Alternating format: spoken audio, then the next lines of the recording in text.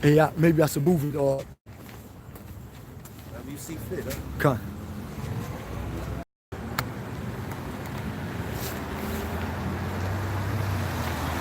Brothers probably come in some too.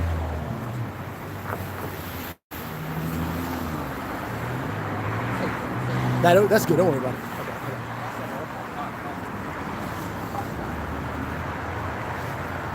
Ready out? Come. It's on. It's on. All right, Shalom. We the Hebrew Israelites. We come in week and week out. Prophesying the downfall of America. We want to give all praise, honor, and glory to Yahawah, BaHaSham, Yahawashi, BaHaSham, Qadash. Double honors to the apostles and elders of GreatMillStone, and Shalom to the elect, man. You know, and we at the end of 2019, man. 2020 is on its way, all right? And destruction is on its way as well, man. We were just talking before, we came over to start the camp or whatever. One main thing that happened just as this past so-called Christmas, which was actually a new month for us, a new moon. All right, you had the solar eclipse, also known as the ring of fire. You know, it was over there in Jerusalem, man. You know, so here it is, man. There's signs in the heavens, man. The scriptures say. Get Matthew 24. Got it already. All right, spirit. We start at the top. Matthew chapter 24, verse 1. And Yahawashi went out and departed from the temple, and his disciples came to him to show him the building of the temple. And Yahawashi said unto them, See ye not all these things? Verily I say unto you, there shall not be left here one stone upon another that shall not be thrown down. And as he sat upon the Mount of Olives, the disciples came unto him privately, saying, Tell us, when shall these things be? What shall be the sign of thy coming and of the end of the world? Right, man, because when you go into the scriptures, the closer, the more things that the BaHaSham Yahawashi was doing. Well, back then he was, just showing his apostles and stuff. This will happen, this will happen, that will happen. All right, and he was basically talking to them plainly prior to him leaving. If you look at it through the spirit, he's talking to us plainly now prior to him coming back. All right, the scriptures say Amos 3 is that Amos 3 and 6. All right, so the Most High will be done, but he revealed his secrets unto his servants, the prophets. 3, 6, and verse 7 too. Right, so the Most High is showing us things plainly now, and the Most High is having mercy upon you people, to have us break down into you, man. You know, you got it, When Yahawashi said unto them, Take heed that no man deceive you.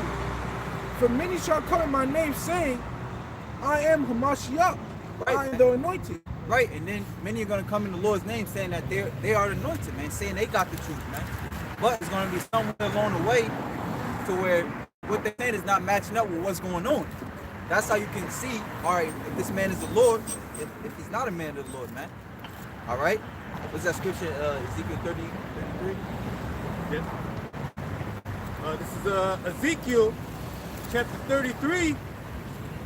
Because here it is, you got the RFID chip happening.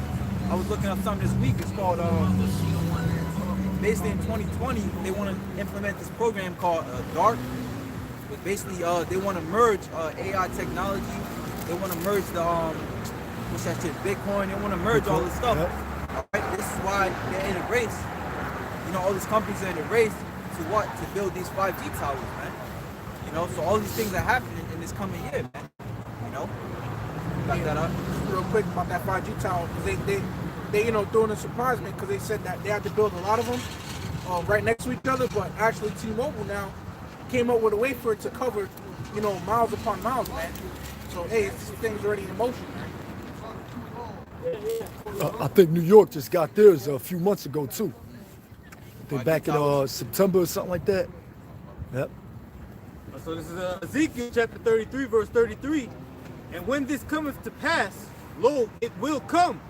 Then shall they know that a prophet hath been among them. Right, so here it is, prophets, I'm not even going to say a prophet, prophets are among you right now.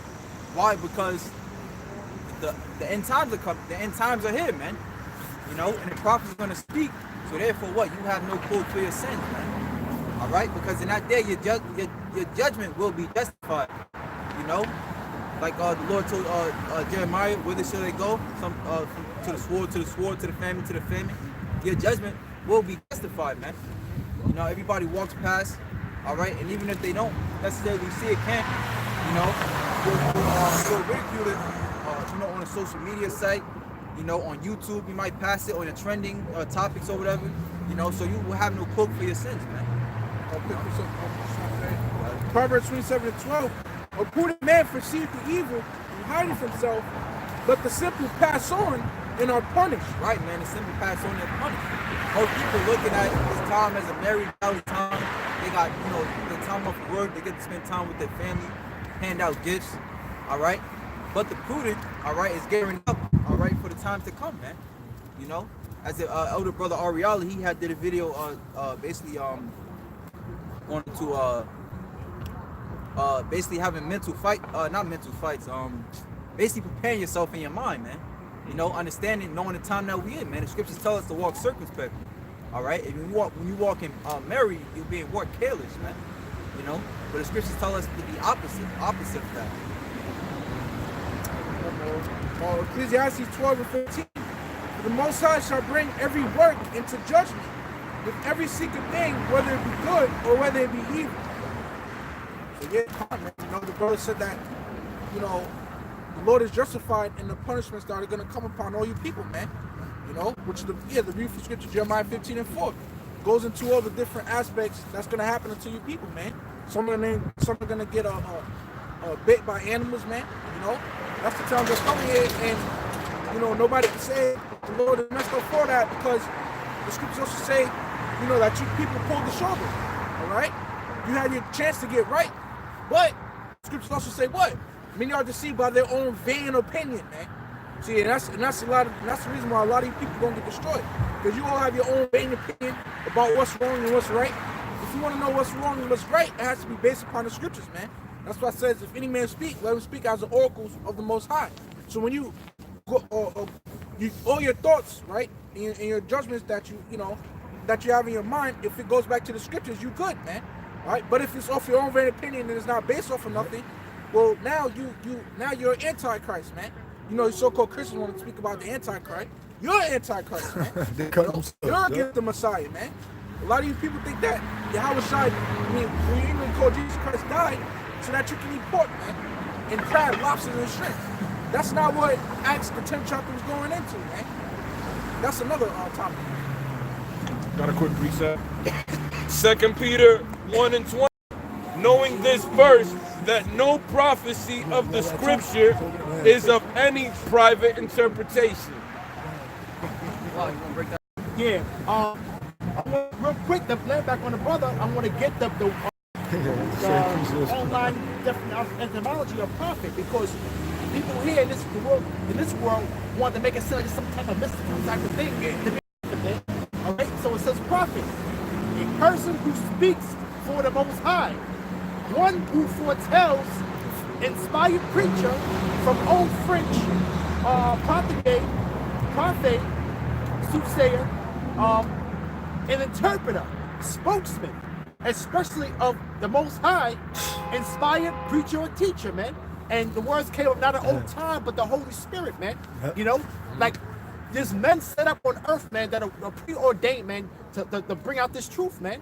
But they want to make it like some type of mystical thing, man. They got a prophet got to come in a 3-piece suit, right, a turban on his head, you know, a crystal ball, you know, whatever the like of how the ways of this world or the fashion of this world have built that word up, man. You know, and people that are not spiritual look at that as some type of mystical thing. It's St. Matthew chapter 11 verse 7. And as they departed, Yahawashi began to say to the multitudes concerning John, what went ye out into the wilderness to see? A reed shaken in the wind? For what went ye out to see? A man clothed in soft raiment? Behold, they that wear soft clothing are in kings' houses. But what went ye out to see? For what went ye out for to see? A prophet? Yea, I say unto you, more than a prophet. For this is he whom it is written, behold, I send my messenger before thy face, which shall prepare thy way before thee. So breaking it down, scripture-wise, the Lord was talking about the apostle John. You know, he's a messenger, man. The apostle just means messenger, man, and prophet means to say before. Apostle just means sent out. You know, so John was sent out. It's like the other men. You know, the rest of the prophets who the Lord sent forth. And the word prophet also means just to say before. Yep. So the Lord sent forth men to say before what's going to actually happen. You know. I got some. This is actually Paul. You had kind of touched on this. This is 2 Corinthians chapter 11 and 4.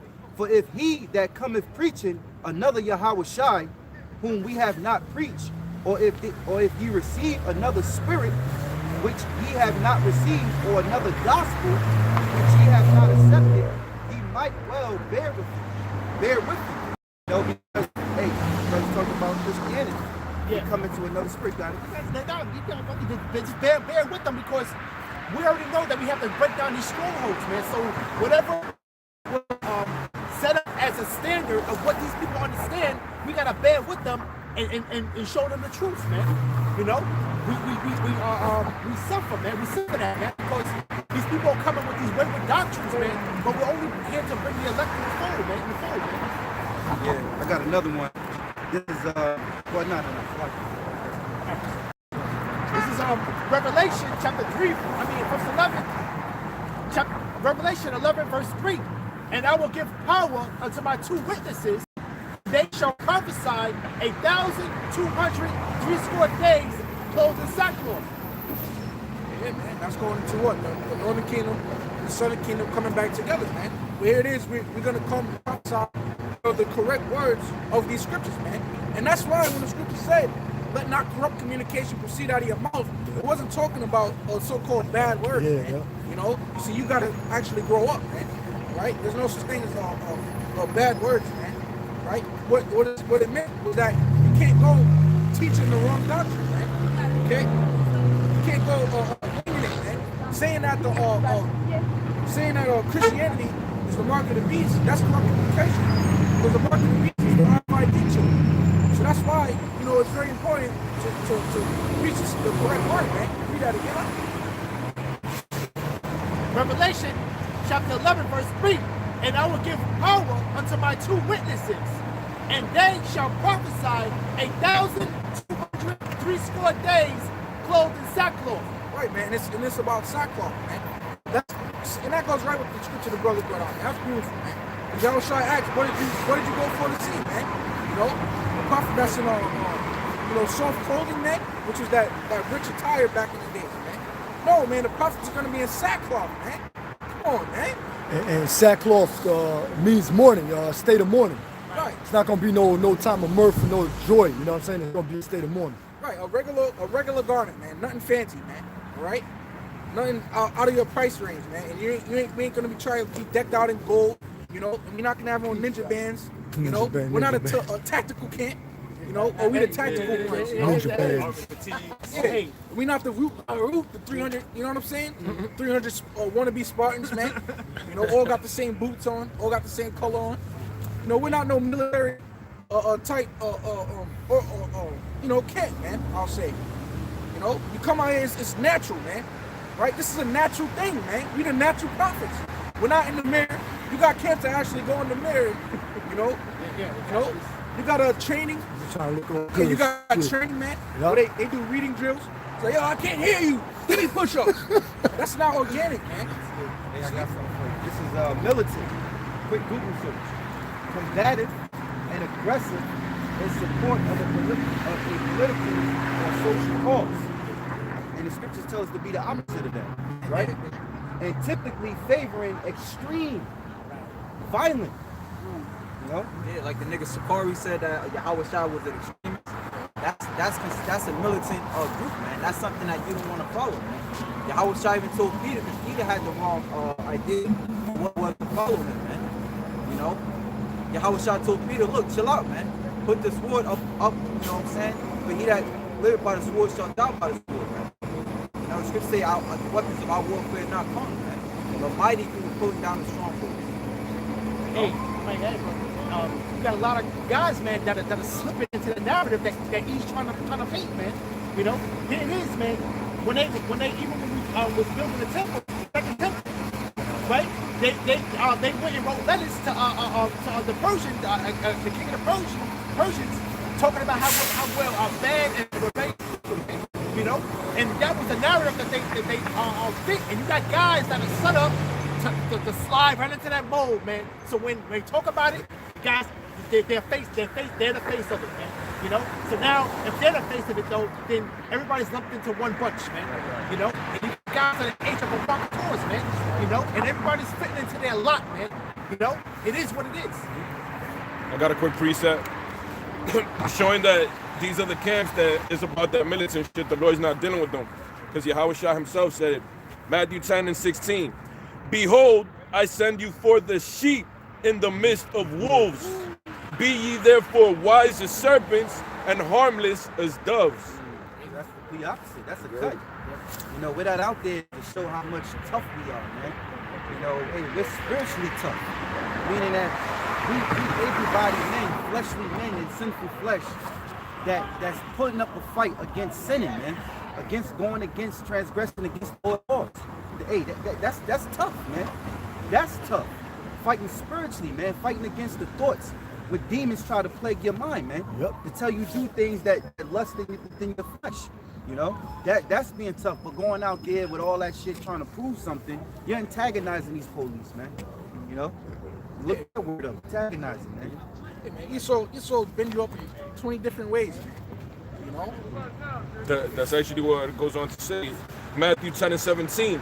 But beware of men, for they will deliver you up to the councils. There it is.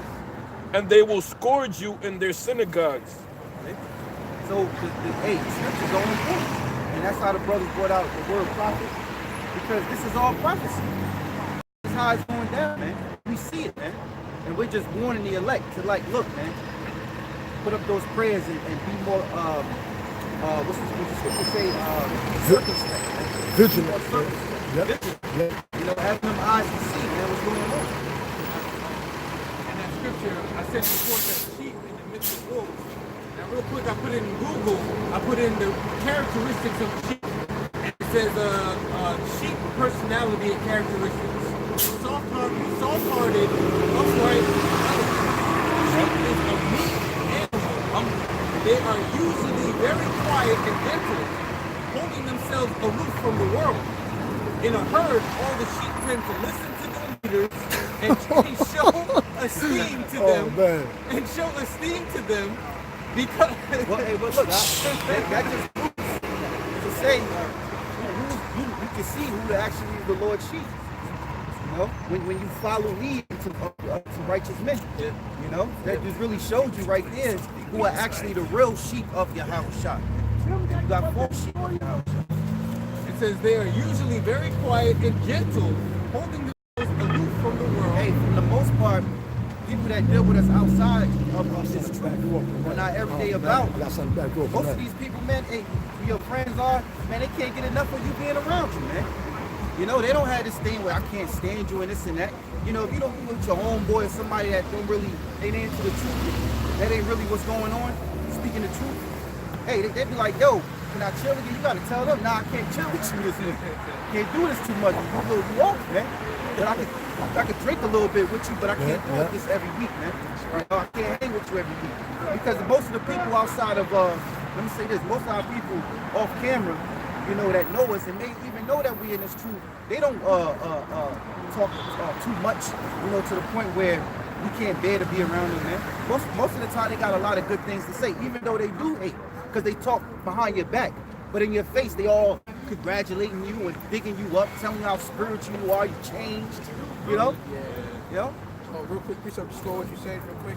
Well, Proverbs 27:12, if thou be among the indiscreet, observe the time. Oh, yes, right. So Rawchaa chapter 27, verse 12. If thou be among the indiscreet, observe the time, but be continually among men of understanding. Yo, that's beautiful, man, because it's vexing, man, being around men that are not in the streets, man. You know, that the conversation can go but so far, man. But it's like, you know, You know, you these niggas, you know, and these guys thinking that this place is gonna continue on and aspirations and plans and like, yo, you don't see what's going on, and you can't really get into no kind of conversation with them because they'll start arguing. Right. You know what I'm saying? The hell with these fucking people, man. Because like I said, they're not even on the level to even be conscience-wise, man. Just be on at least an even keel to where it's like, okay, no, he may be able to tilt either way to where he may have the truth, man. These guys are not even on that level, man. You know, they're not even on that level, man. Yeah. Hey, the scriptures say use the word but don't abuse it. You know, you gotta balance it, you know, dealing with certain folks. You know, you use but you don't abuse it. Right, yeah, back into the characteristics of the sheep. In a herd, all sheep tend to listen to their leaders and show esteem to them. Because of the obedient character, sheep are among the most popular animals beloved by mankind. This is John chapter 10, verse 27. My sheep hear my voice, and I know them, and they follow me. And I give them eternal life, and they shall never perish, neither shall any man pluck them out of my hand. My Father, which gave them me, is greater than all, and no man is able to pluck them out of my Father's hand. I and my Father are one. You know, so we in good hands, man. You know, and it's also the scripture says, and what's paraphrasing, that Yahawashi called us not more servants, called us friends. Because a servant knows not what his master's will is, man. So he calls us friends, man. We're friends of our big bro, man. You know? I got. No, bring that. Right. I had a quick precept to back the brother up of sheep being meat. You know what I'm saying? This 2 Timothy chapter 2 verse 24. 2 Timothy chapter 2 verse 24. And the servant of the Lord must not strive, but be gentle unto all men, after teach patient. And when you look at that word G3164, strive of armed combatants. You know what I'm saying? So that goes back to them rebellious Sakaris. You know what I'm saying? So we must not, we gotta be gentle. You know what I'm saying? Especially when we teach this word, it comes out rough. You know what I'm saying? It comes out rough, but we know how to balance things out too. You know what I'm saying? It's a complete body. We know how to balance things out. You know, somebody going off, we're gonna let them know they're going off. And here, verse 25, in meekness, instructing those that oppose themselves. Like the brother said, it's a balance, because you might pull out the scripture, well, Yahawashi told them to sell their garments to get a sword. Well, there's a reason behind that too. But the balance is that even if they did have swords or whatever, they wasn't filming it, man. But the primary purpose was to teach the scriptures, man. You know, like Akim was going into, be shepherds, be sheep, man. You know? Because we supposed to what? If we call upon Yahawashi, we're actually witnesses to the world on who the Father is, on His word, man. You know, on proper understanding of how to teach this word, man, how to move just in our daily lives, man. You know, Apostle Paul said, what? Be followers of me as I am of Yahawashi, man. You know, so now you got niggas that come into this truth, they're gonna look up to their so-called leaders as if it's okay, man. All right, and then now what, man? All right, now you're criminalizing everybody else for your nonsense, man. You know? Real quick, you know, just speculating as well about that, you know, by a sword. Like, you know, like Brother Ward, Tom Ward said, man, you know, we don't got that effort attitude, man, okay? We don't give a shit about life, right? But if, you know what I'm saying, if this hell goes, that's your lot, man, you know, then it's that time. It's that time. Right now, it's not that time. Guys is acting like it's that time already, man. Yeah. So, you know, you can say it better than I can. Yeah, I was going to say that guys want to run of persecution. And what the brother talking about, basically, you don't want nobody telling you that, you know, just fuck it. Because you can say fuck it on anything and be doing something stupid. You say fuck it when things are out of your hand. If you basically, they got you and you in the, you know, cell, just using that as an example, and you ain't got no choice but to lean on the Lord. You can't do nothing. That's when you say fuck it. My faith is with the Lord. They're going to do what they're going to do. It's in the Lord's hand. But here it is, if you got a chance with the Lord to allow you to help you make a decision, why the fuck would you say fuck it? The Lord said be circumspect. That don't even make sense. But they'll hit you on top of the head with that type of analogy and try to throw the scriptures at you to an unlearned man or a man that's carnal. Right. And they'll go, yeah, word, yo. And they'll turn around and say, if you reflect on that and say something opposite, they'll turn around and say, yo, you scared. The Lord don't get a spirit of fear, brother. You scared, brother. That happened before to me, you know? you got guys out here, man, that are missing the steps, man. You know, they're not they're not rolling right, man. They ain't moving right, man. You know, here it is, man. You got, all right, let me read this real quick. Right? This is on Proverbs chapter 24, chapter 24, verse 21. My son, fear thou Yahawah the king, and meddle not with them that are giving you change. You know, because you got these guys out here that want to dress like they're part of, they're in the kingdom, okay? Then through the spirit, when we all see Eve making this move or trying to paint the narrative, now they want, all of a sudden now they're going into combat mode. You know what I'm saying? You know, which one is it, man? You in the kingdom or what is it you're trying to do, man? You know, and even with that though, it comes with steps with that, man. You know what I'm saying? Yahawashi said, man, if this is my kingdom, my servants should fight, man. So what are you doing with Eve's attire on, man? That's not our robe of glory, man. You know what I'm saying? That's not our lot to be coming in that fashion, man. And you see, you know, when you watch Esau, his tactics, he's a demon. He's Esau. He's tying the Hebrew Israelites into the military. He's tying us into being this Islamic. So therefore, he's trying to paint this picture that you've been properly trained to go to war. So if they place anything like bombs on you or big guns, you because you was an ex-Marine, you was a Muslim, anti-Semitic, and all that bullshit. Why the fuck would you play in that type of line that they pitching out? That's stupid, man. Yeah, exactly. And all those military groups in the past were set up, man. They're all set up, man. You know, all of them were agent provocateurs, man. You know, here it is when you talk about the Black Panthers, man. Those guys were basically college recruits, man. Right. You know, you see when you check it out, man. Oh, glad you said that. Not to keep rambling on. I got scripture. The movie that they changed from Asher to St. Paul. What happened when you read the thing? It tells you that he was a college student with the college. You know, same shit. You know, and like I said though, E is going out fighting and scratching and kicking, man. You don't think he got his hand in everything, man? He's trying to put his hand in everything, man. And don't think that he ain't got these guys set up, man. You know, it is what it is, man. You can feel whatever kind of way they want. Like I say, everybody's fulfilling their lot in these last days, man. Somebody got to play the part, man. Somebody got to play the part, man. We always talk about the elect, man, but hey, you got these extras, man. The 2/3, the ones that taking the Judas purse. House of Saul. Yeah, House of Saul. You know, okay. The Sicaris, you know. You got these guys basically people don't believe in the New Testament, man. That know that they're Israel, man. You know, talk about the resurrection that's past, man. You know what I'm saying? So you got all these players that are coming in right here and everything meshing in, man. In these last days, man. We got a little bit of everything, man. And everybody's fulfilling their life scriptures, man. Yeah, it's the same thing, a little bit of everything on the left side with witchcraft. You know, you got all the demonic entities that played a part in these old wicked kingdoms, dynasties that have played their part. Now they're conjuring back up with new names. Esau's pushing them before everybody. So this is Babylon the Great. That just proves that we're living in Babylon the Great. And I got a quick precept, y'all brothers to heart. This is Ephesians chapter 6 and 10. Finally, my brethren, be strong in the Lord and in the power of his might.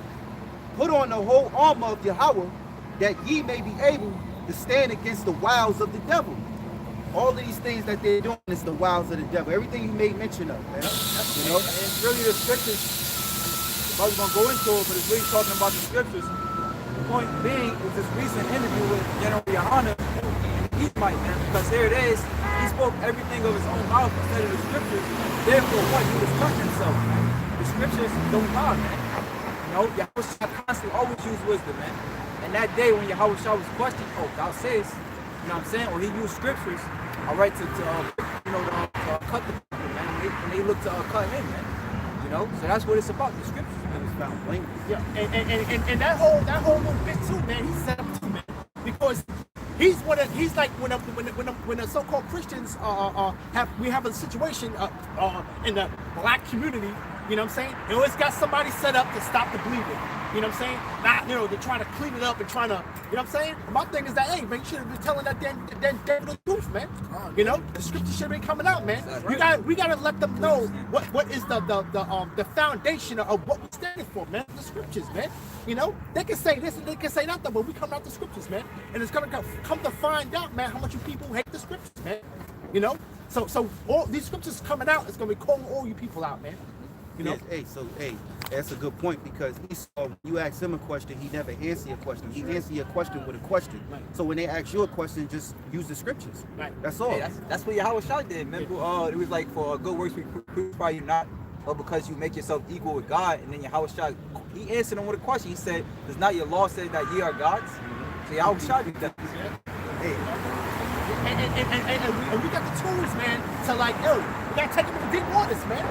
You think you want to come up against the scriptures? You want to try to use the wisdom of this world to come against what we're saying? We're gonna take you in deep waters, man. You're gonna cut yourself, man.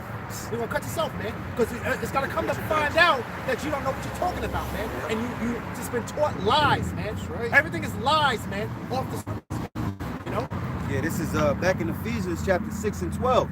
For we wrestle not against flesh and blood, but verse 11. Put on verse 10. Finally, my brethren, be strong in the Lord and in the power of his might.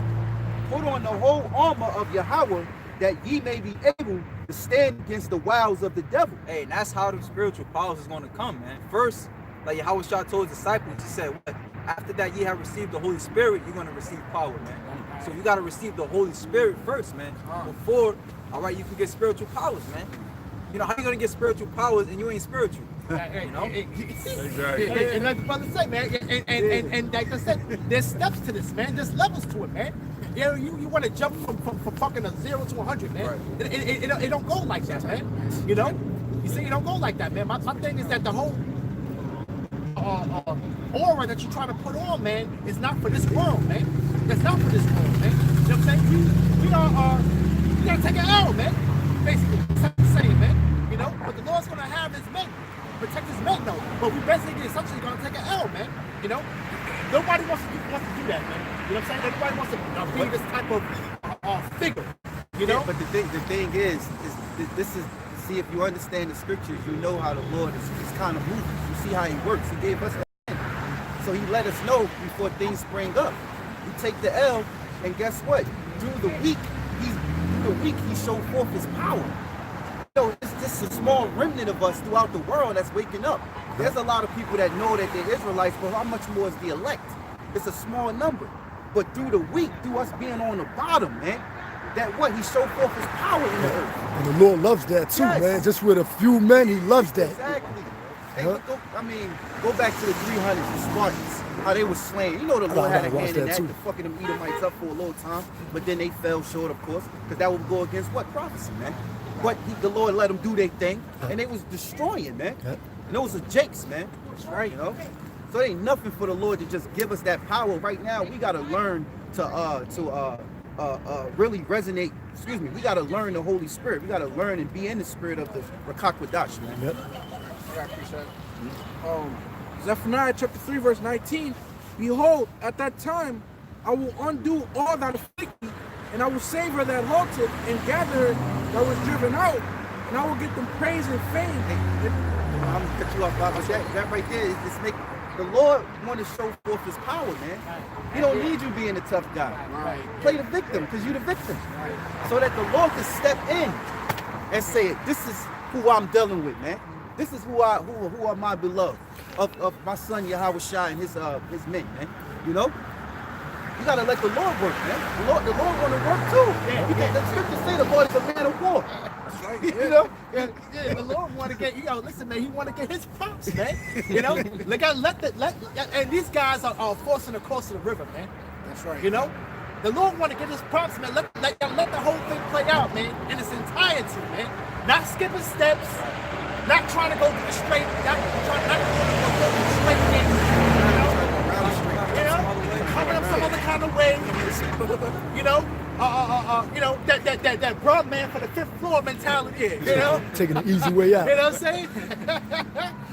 Coming through the windows, know, the Lord want to get his, like I said, this is the movie, man. You gotta let it play out, man. But the Lord wants to get his glory at the end of the day, man. You know, we gotta let everything play out and not skip steps and try to force something that's not in the scriptures, man. You know what I'm saying? That's why you know that these guys are not spiritual, man. You know? Okay? And they lack wisdom, man. It's all about being circumspect, man. And being circumspect is wise because we see what they're doing, man. You know? You know? They really went out to the arcade store, man, and racked up, man.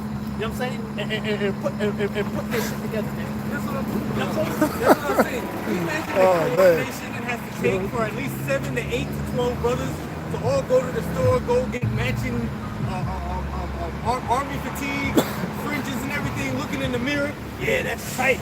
You know? Like, yo, man, come on, man, it's all extra. They have fringes on too. You heard what Apostle Gabar said, right? They trying to organize an army against Esau. They can't even organize a cup of coffee or sandwich. Come on, man. Exactly, man. And having fringes with the border blue, man, is part of our custom, man. How dare you try to mix it with what the carnality of Esau's garments, man? Fatigues is Esau's garment, man. Okay? That's his blessing, man. How you gonna play both sides? We already getting our blessing, man. You know what I'm saying? But it comes with steps with that, man. You know? You can't try to go after the blessing and then try to have this man's blessing in this world, man. It don't go together, man.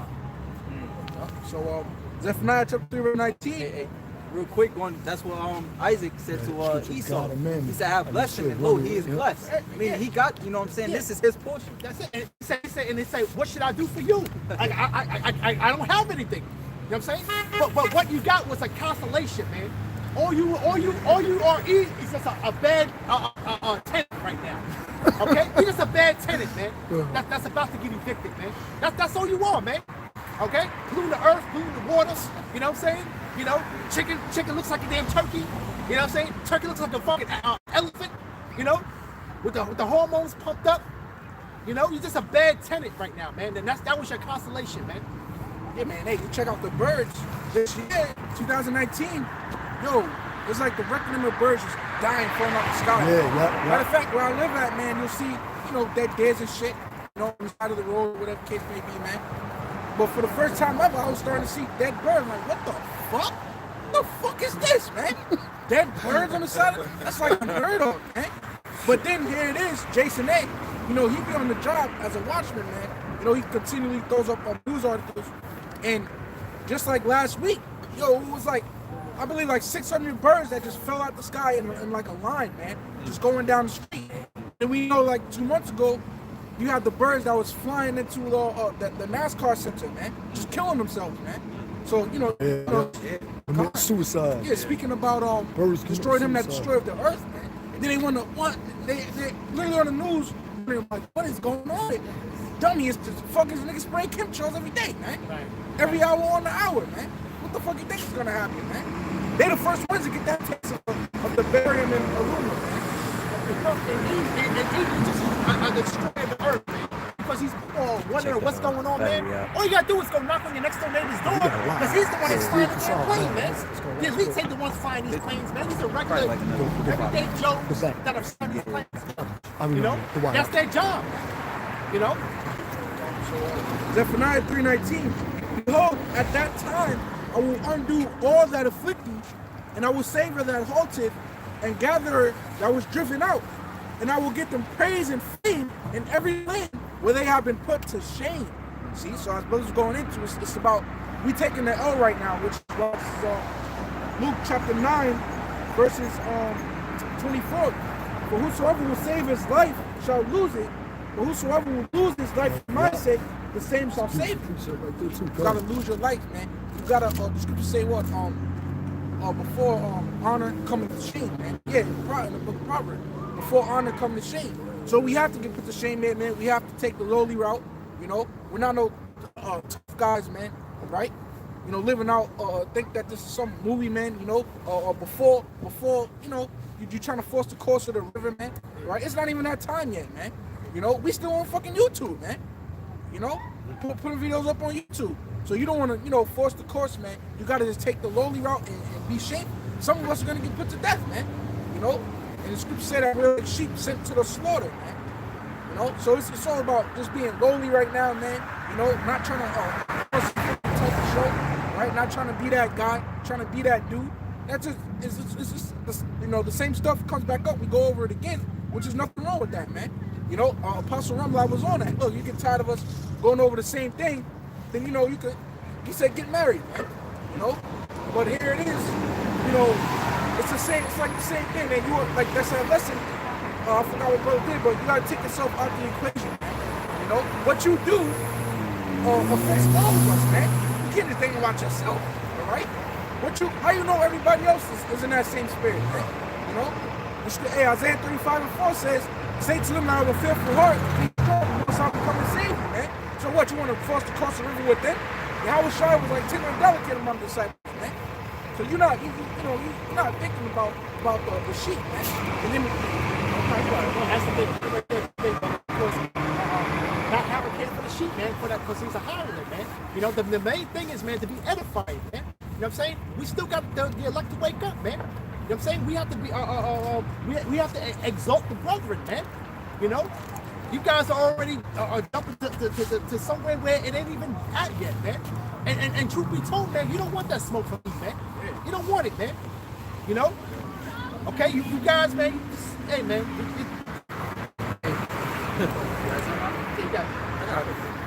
This is Zechariah chapter 12, verse 7. It says, "The Lord also shall say to Judah first, that the glory of the house of David and the glory of the inhabitants of Jerusalem do not magnify themselves against Judah. In that day shall the Lord defend the inhabitants of Jerusalem." See, so the Lord is going to defend us, right? "And he that is feeble among them at that day shall be as David." So we got to be feeble, man. When the Lord comes back, we're going to be feeble. We're going to have our backs up against the wall. And in that last moment where you think all hope is lost, where there's no more decisions to be made, you know, then the Lord is going to come and lift up a standard against this devil, make us all as David. But right now, we ain't as David, man. Right. All right? We're feeble as hell and we weak. And like the brother said, we don't want that smoke from E right now, man. You know? And that's beautiful. When you talk about David, man, people want to talk about, David. But look, where did our king start from, man? He was a keeper of the sheep, man. A man that nobody looked for, man, to be king, man. You know? And then, like I said, when he goes up against Goliath, man, you know what I'm saying? It's steps, man. It's a process, man. It's a process to get to that point, man, to where the Lord recompensed him to be that mighty man, man. You know what I'm saying? It's a process to it, man. You know, people just want to just go jump to King David's glory, man. There's a process to that, man. Yeah, I remember, because a while back we went through this with IUIC. And they're talking about they never been no weak Jew, you know? And then, you know, it's a lot of these examples in the scriptures. That's why I say call you to remembrance of our forefathers. In Romans 15:4, all things were in aforetime for our learning. Right? There's points and moments of time where our forefathers was weak, man. Matter of fact, King David was on the run. You know, he had to be camped up out in the wilderness, man. From his own son. Yeah, from his own son, man. Matter of fact, and then even Abraham, man. He literally had said that his wife was his sister because the land that they was in, they would have put him to death, and then they would have did whatever they wanted to do with his wife. So was he scared, or did he use wisdom? And I was gonna say, even in the instance, the Lord actually looked out for him because he brought plagues on Egypt, so that Egyptian Pharaoh wouldn't pop his wife. So in that he played the humble role, the Lord looked him out. And then what about forefather Jacob, man? Here it is, he hugged Esau. You know, and a lot of so-called Christians like to take that. No, you gotta look. See, he hooked. Look, it was deceiving him, man, because he thought that Esau was gonna come kill his whole family, man. You know, that's why he set them back. You know, in order of the wives. You know, Rachel was closest next to him with their sons. But the reason why he did that, and then he had gifts for Esau, man. So was he weak or did he use wisdom for that? Yo, you know what I'm saying? Yo, you scared of Esau, man? Or did he use wisdom, man? See, you gotta use wisdom, man. It just goes to show you, man, these guys you're out of season, man. Everything y'all do, y'all doing things out of season, man. That's the main point that we're making, man. You're doing things out of season, man. It ain't no time for anything that you're doing, man. You know, the word still gotta go out, but we still got this platform, man. You know, you guys want to jump to something other than that don't have nothing to do with scriptures, man. You know. This is Ezekiel chapter 13:1. And the word of the Lord came unto me, saying, Son of man, prophesy against the prophets of Israel that prophesy, and say thou unto them that prophesy out of their own hearts, hear ye the word of the Lord. Thus saith the Lord Yahawah, woe unto the foolish prophets that follow their own spirit, and have seen nothing. O Israel, thou prophets are like the foxes in the desert. Ye have not gone up into the gaps, neither made up the hedge of the house of Israel to stand in the battle in the day of the Lord. And you're not even equipping the people with what they need to learn, man. Wisdom, not understanding, man. All you're doing is filling your followers with is carnality, man. Right. You know? Okay? All right? Just being a nigga knowing Israel. You know? That ain't gonna fly, man. That's not gonna be your protection in that time, man. You know what I'm saying? We gotta go to the scriptures, man. We gotta get into the scriptures and understand what it's saying and applying it, man. You know, not being no parrot, you know, and reading like a Shakespeare, you know, you know, come on, man, all that theatrical stuff, man. Like I said, man, just put it up raw, man. Just go, man. Just go. That's it. I got a quick precept. It's going into how these fake leaders and false leaders are going to mislead our people into destruction.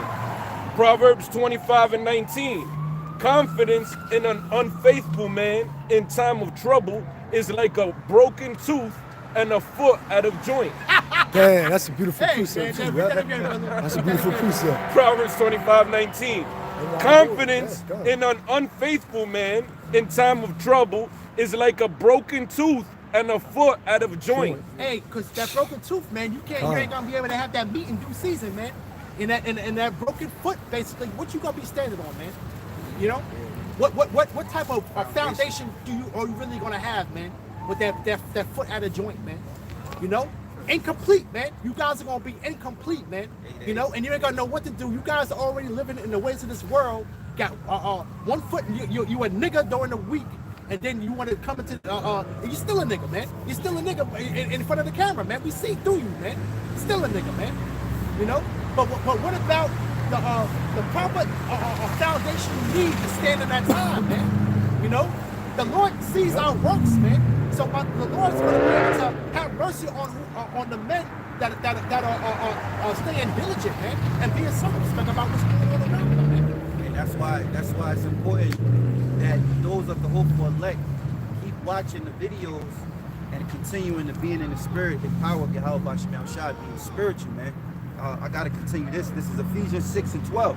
For we wrestle not against flesh and blood, but against principalities, against powers, against the rulers of darkness of this world, against spiritual wickedness in high places.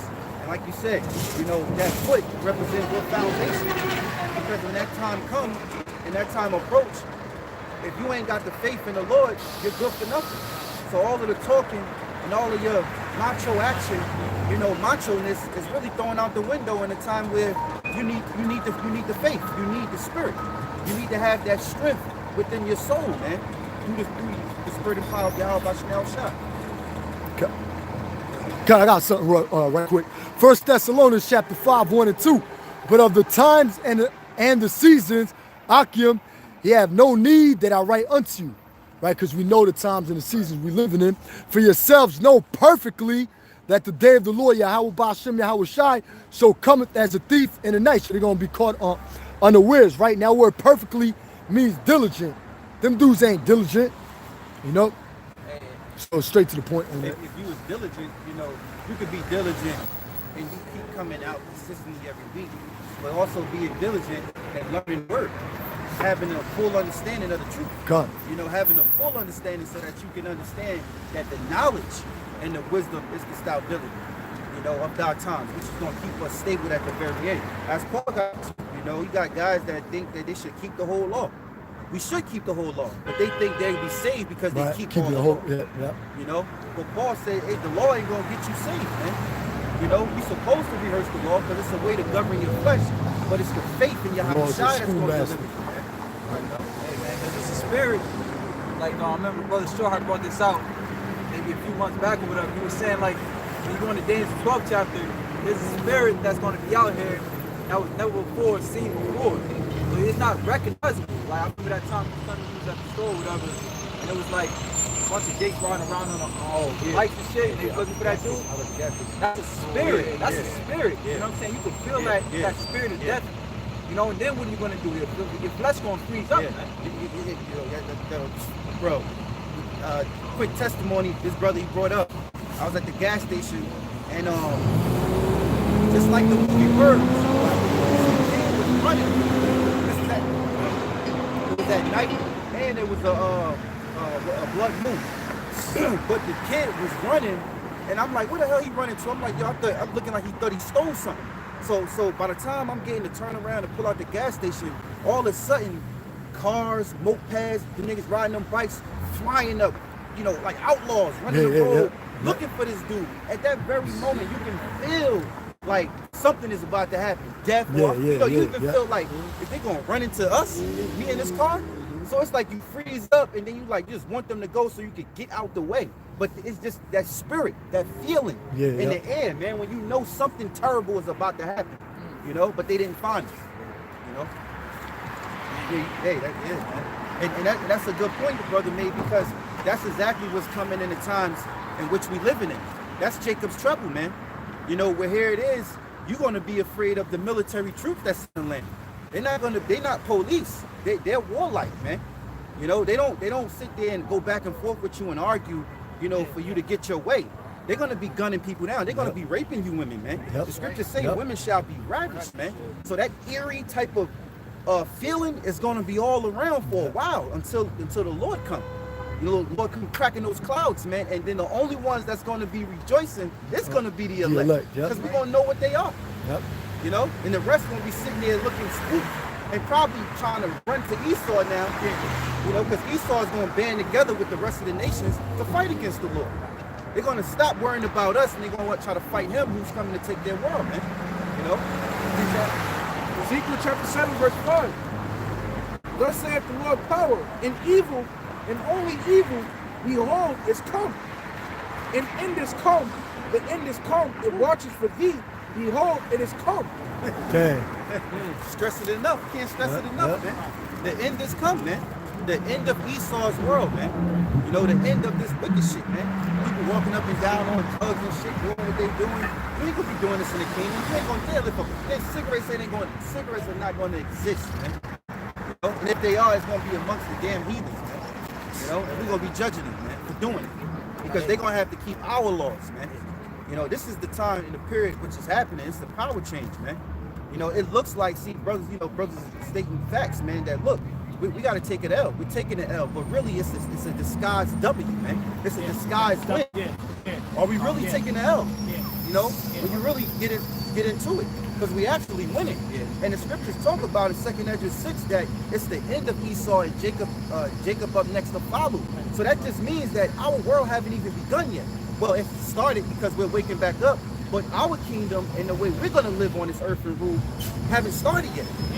You know? So we got a whole nother world, a whole nother society which haven't established itself yet, which we're gonna be ruling, man. So this is the end of Esau.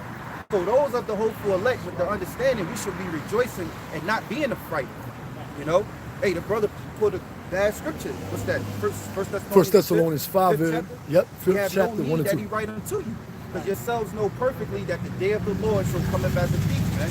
And that's why we telling you Edomites, you're in the trick bag, man. You're in the trick bag, man. Yeah, just to add to you, this is Wisdom of Solomon, chapter 1, verse 9. For inquisition shall be made to the counsels of the ungodly, and the sound of his words shall come unto the Lord for the manifestation of his wicked deeds. The Lord's gonna make an inquisition, man. You know, all right. He's gonna begin to visit the earth in which He made, man. You know, and you people are gonna get taken in great number, but you within pride, man. You know, and in that time, man. Hey, man, when that time comes, man, ain't gonna be no lip.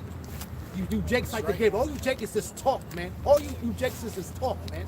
You know, here it is. Esau got stay with his foot in your ass, man. All of a sudden now you some type of tough guy now. You see, you know. All right, all you guys out there are full of shit, man. You know, I got something real quick, right? This is 2 Thessalonians chapter 3, verse 1. Finally, brethren, pray for us that the word of the Lord may have free cross and be glorified, even as it is with you. You know, and this word has to continue to have free course, man. Right. Not get t-shirts pressed up. Right. Of course we know we got next, man. Right. You know? But now now you're gonna be a walking bill. What to access to be no walking billboard, man. Right. You know what I'm saying? Okay? Gimmicky, you know what I'm saying? Okay? Just us being out here in the sackcloth, man. We are a spectacle to the world, man. You know? Hey, what book is that? 2 Thessalonians. Oh, it's Paul. Hey, that's important to pray for that the word have free course, because if the word don't have free course, then you finished, man. This word gotta go out so that end can come. We want the end to come, man. We want the Lord to wake up the elect, seal them, and then Yahawashi crack those clouds, man. That's what we want. You know? Reading on, verse 2. And that we may be delivered from unreasonable and wicked men. That's Esau, man. Right. And these other nations, man. Unreasonable and wicked men, man. There ain't no reasoning with them, man. So when they got you by the balls, what you supposed to do? Call upon Yahawah, BaHaSham, Yahawashi, and stay home, man. You know, whatever what Lord's Spirit put upon you, you know, when you can't make a decision, you know, and you stuck, that's when you know what? Fuck it, man. My life is on the line. Lord, you gonna have, what Yahawashi say? You can do nothing unto me, but what the Father allow you, roughly paraphrasing, you know? So that's the time when you get in that mode, man. You know? Right now, we're in a time where we want to, you know, should be more praying more, should be more spiritual, should be trying to lock in, you know, so that, you know, them thoughts, the Lord said count the cost. So them thoughts should be in your head is, what if? What if I in this situation? This is personal, like in your own mind. What if I in this situation? Am I really serving? Do I really have faith? These are stuff that's within you. And you should be questioning yourself, examining yourself to see whether you are in the faith. That's the time in the mercy right now. This is the last bit of the mercy the Lord gonna give, man. And that's only gonna be given to the elect. The rest of you are missing fruit, man. And all you have to do is believe in that these words are going to come to pass, man. So when you see certain things being manifest, man, even when it comes to your personal walk, you know what I'm saying? You can see, okay, well, you know, this is prophesied in the scriptures, man. You know what I'm saying? That should be able to give you the leeway to believe, man. You know, but it says, right? And that we may be delivered from unreasonable and wicked men. Hey, real quick, before you finish that, you said that because if you don't believe in the Lord, you're a wicked man. You're a wicked individual, man. Wicked woman, wicked man. Because everything that's going on right now, it's easy. It should be more easier to believe in the Lord. When you see all of these laws, these wicked laws being passed, all right, these unrighteous decrees, okay, when you're seeing all of this wickedness going across your face every day, there is a God, man. There is the Most High. Right now, the Lord made it easier to believe in Him if you didn't believe before, man. You know? And really, like I said, you so-called Christians, man, you've been taught the scriptures from the wrong perspective, man. You know what I'm saying? You are the poor, you are the afflicted, man. You know, look at the track record, man. You know, you can go on and what he has, you can look at it at a plethora of documented instances, man, where you people were sprayed down with water hoses, dogs sipped on you.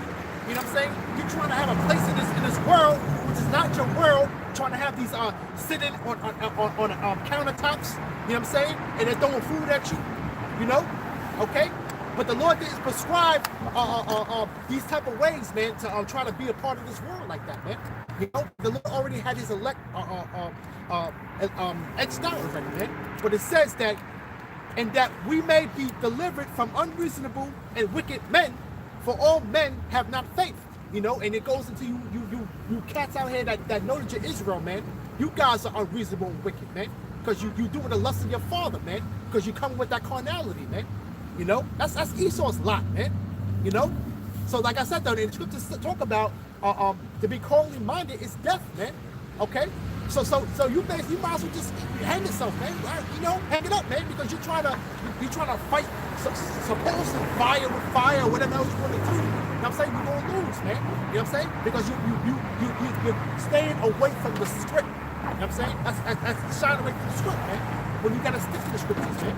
You know, but not all men have faith, man. So they come with this carnality, thinking that the carnality with this truth is what's gonna box them out of the paper bag, so to speak, man. You know.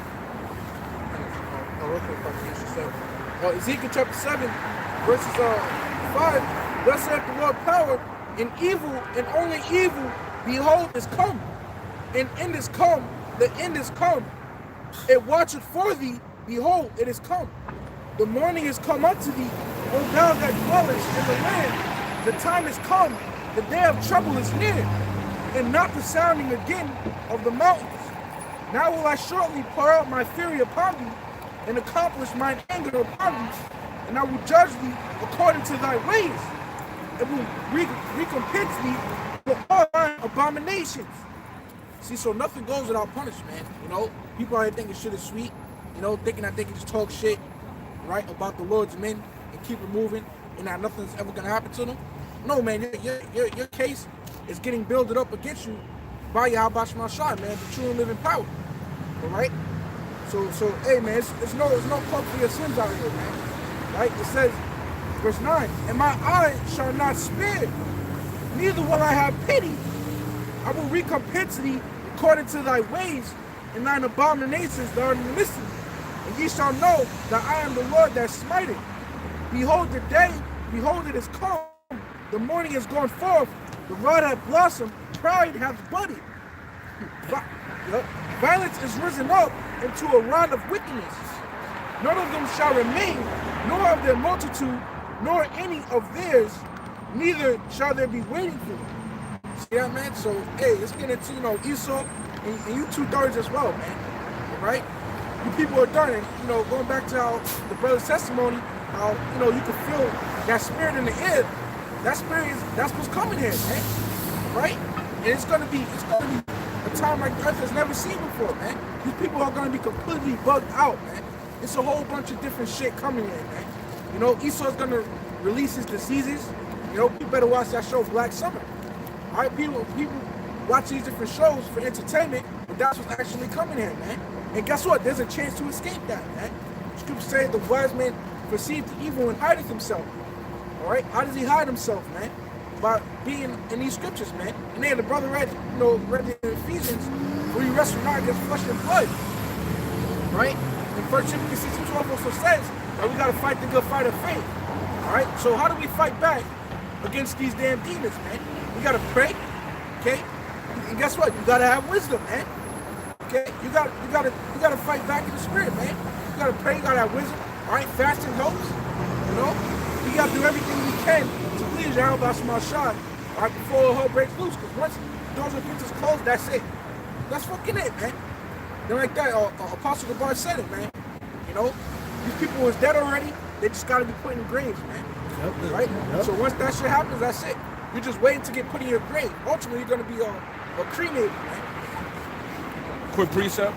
Zephaniah 2:3. Seek ye the Lord, all ye meek of the earth, which have wrought his judgment. Seek righteousness, seek meekness. It may be ye shall be hid in the day of the Lord's anger. Beautiful precept. Zephaniah 2:3. Right? That's heavy right there, man. A lot of meat. Zephaniah 2:3. Right, this is pretty much instructions of salvation on how to get to salvation. Zephaniah 2:3. Seek ye the Lord, all ye meek of the earth, which have wrought his judgment. Which that goes into the prophets, where we're the ones that bringing out what his judgment is. Which have wrought his judgment. Seek righteousness. Seek meekness, which kills that bullshit about them wearing all the gay apparel and the fucking like if they're in the kingdom already. Seek meekness, it may be ye shall be hid in the day of the Lord's anger. You hear that? Hid in the day of the Lord's anger, man. The Lord's controlling all the elements, man. All the people that you're trying to gear up and think you're gonna warp against, man. The Lord's controlling that, man. He said be hid. Not act like a tough guy and with Esau's foot still up in your ass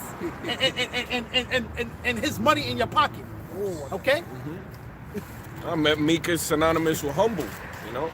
So these people, a lot of them are about exalting their own names. Like General Yohanan takes on Times Square. It's about their own name. I got something right here. Real quick, I'm slapping. That Yohanan man's wicked, man. That he's still on that black watch shit. Black watch that TV shit that he got that podcast. He calls it Black Watch. He's still in that fucking. He's still trying to. Like I said, man. These guys are age of provocateurs, man. They're trying to keep that whole narrative. What he's trying to put out there. They go right. They fit right into it, man. You know what I'm saying? Yeah, I got something right. This is Second Esdras chapter 16 and 13. For strong is the right hand that bendeth the bow. His arrows his arrows that he shooteth are sharp and shall not miss. When they began to be shot into the ends of the world, behold, the plagues are sent and shall not return again until they come upon the earth. The fire is kindled and shall not be put out till it consume the foundation of the earth. Like as an arrow which is shot of a mighty archer returneth not backward, even so the plagues that shall be sent upon the earth shall not return again. If I can add, because those are the arrows, those arrows are the weapons of the Lord's indignation, man.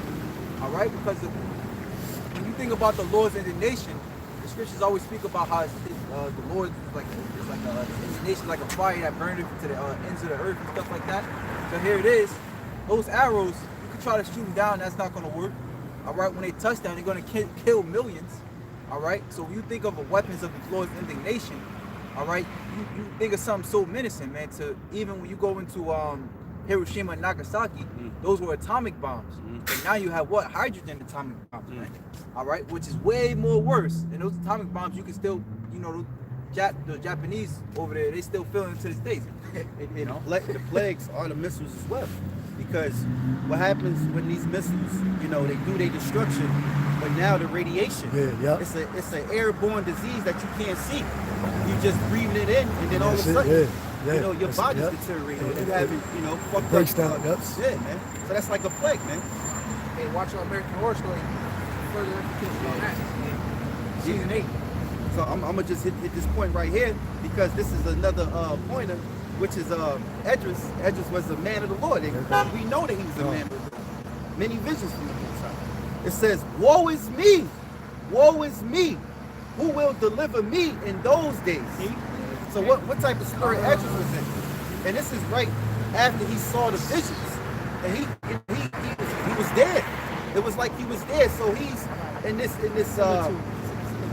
Similitude. Yeah, it's like a similitude. Right. It's like he was there. So he's feeling all the anxiety. He's feeling the pressure. He's feeling the fear. He's feeling the spirit. That's in the air, man. The things that's gonna happen. So he was even shook. So you know what he showed, but he shows humility though. You know what I mean? He had the Most High, you know, he showed him everything, of course, but still he showed humility though, you know? Yep. Whether it's an angel, but it's really something from the Most High. That again, man, these guys are missing steps, man. They're missing steps, man. Leaving stuff out, man. The Lord's going to send these tests upon the earth. Now, are you talking about that? You know, you guys are. There's levels to this thing, man. You know, there's things that we have to go through. We got to go through. We still got to go through that straight gate, man. You guys ain't talking about that, man. That's why we know that time you guys are not going to be rooted, man. You know, you want to say and talk about scared and all this other stuff, man. You guys ain't rooted, man. Not at all, man. It says something real quick too, just to add, because you got the account of the false prophet who had the lying spirits, man. You know, hyping them up. So don't think just because you know the videos make it 100 likes, you know, that's a good case still, man. Or you may get a lot of love in your comment board. Don't think that's good. Oh, there's a lot of lying spirits out here. There's a lot of 2/3 out here. Okay, 2/3 is way more than the nation is. That's a good point you brought up because that account, speaking of the lying spirit, man, that's why we fear Yahawashi now shot. You know, there was, you know, I'll just summarize, the man of the Most High, you know, he was sent to go out and to do a job of the Lord, and the Lord told him to leave and told him not to sup and eat with those people. And then the lying spirit came upon an old prophet, man, and told him that the spirit told him he should eat. And then right then in the midst of the table while they're eating, the Spirit of the Lord came upon the old prophet and told him and said, look, the Lord is going to destroy you, because you disobeyed the ways of the Lord, man. You disobeyed his orders, man. That right there, man, you gotta fear the Lord, man. And that's the first step of having understanding anyway, man. You know, fearing the Lord. Fathers, Because the Lord could do whatever he likes. This is his movement, man. We just hoping to be those righteous men that he hide, he hid, and see and give us that salvation, man. We don't want nothing else. We're teachers and prophets, man. You know, we're apostles. Just means to send out, but we have apostles that's above us. We have brothers, you know, elders, man. That's all, man. So, you know, even Edris here was afraid, man. But check this out. It says, woe is me, woe is me. Who will deliver me in those days? The beginning of sorrows and of great mournings. And we ain't even yet seen that yet. This is the beginning of sorrows. Did not the Lord prophesy in Matthew 24? You know, and that this is the beginning of sorrows, earthquakes in diverse places, rumors of wars. We're still in the beginning of sorrows, man. It says, and great mournings. There ain't great mournings yet. I mean, it's happening through other nations out there, you know, in the eastern part of the world, with their little pocket wars and things of that nature. But guess what? Here in Babylon, it ain't great mournings yet. There's not millions on top of millions of people dying, man. Not yet. It says, the beginning of famine and great death. Because there was a famine in Venezuela. You know, they felt it. You know, but guess what? That has to happen here in Babylon, man. It says, you know, our people go crazy. One Jacob gets shot by a cop or something like that. I mean, this big uproar, everybody's marching. Imagine when thousands of people go down. Yeah. Hey, just imagine when the military get here, when they declare martial law, which they will. You know, when they do these things, you gonna have the military shooting at you, not with no fucking what they call it, the rubber bullets. You know, them shit that hit you and it hurt, but they don't kill you. It's gonna be live rounds, man. Hollow tip, man. You know, There's nobody safe in that day, because I was watching some interview yesterday of what's going over there in Colombia now, and you had even people that so-called innocent, like this dude. He was a martial arts teacher or whatever. He was sitting in a bar having a drink or whatever. Cops came in, bust. You know what I'm saying? Busting. You know, the cops are like shooting people in the fucking head and shit in the face with silver bullets, man. They literally losing their hearts and shit. Yeah, you know. See? Hey, I was thinking that dude's a martial arts teacher. Show you that shit don't mean nothing that day. It says, the beginning of famine and great death, the beginning of wars, and the power shall stand in fear, and the beginning of evils. What shall I do when these evils shall come? You know, and that's Edris speaking, man. Now, how dare you say Edris wasn't a man of the Lord, man? Right. Hey, if I got it too real quick, because that's like, you know, talking all this hot shit now, man, and it's not even, you know, nothing even really went down yet. It's like a small dog barking at another dog that you can't even see, he just hears him barking, man. You know, but then when his ass get closer to some big ass Rawchaa compared to a Chihuahua or some shit, now that shit wanna back down, man. So how foolish does that sound? You know, to talk all the crazy shit of what you're gonna do and this and that, when shit ain't even happening yet, man. You know what I'm saying? Hey, I say this too. Vengeance belongs unto Yahawah, Yahawashi. Vengeance don't belong unto men that have a vendetta. You know, vengeance don't belong unto Sakari or Chief Ephraim. You know, and you know, you might want to provoke persecution for the Israelites to think in your mind that you're speeding up process. Well, you know, the Lord don't work on your time. The Most High works on His time.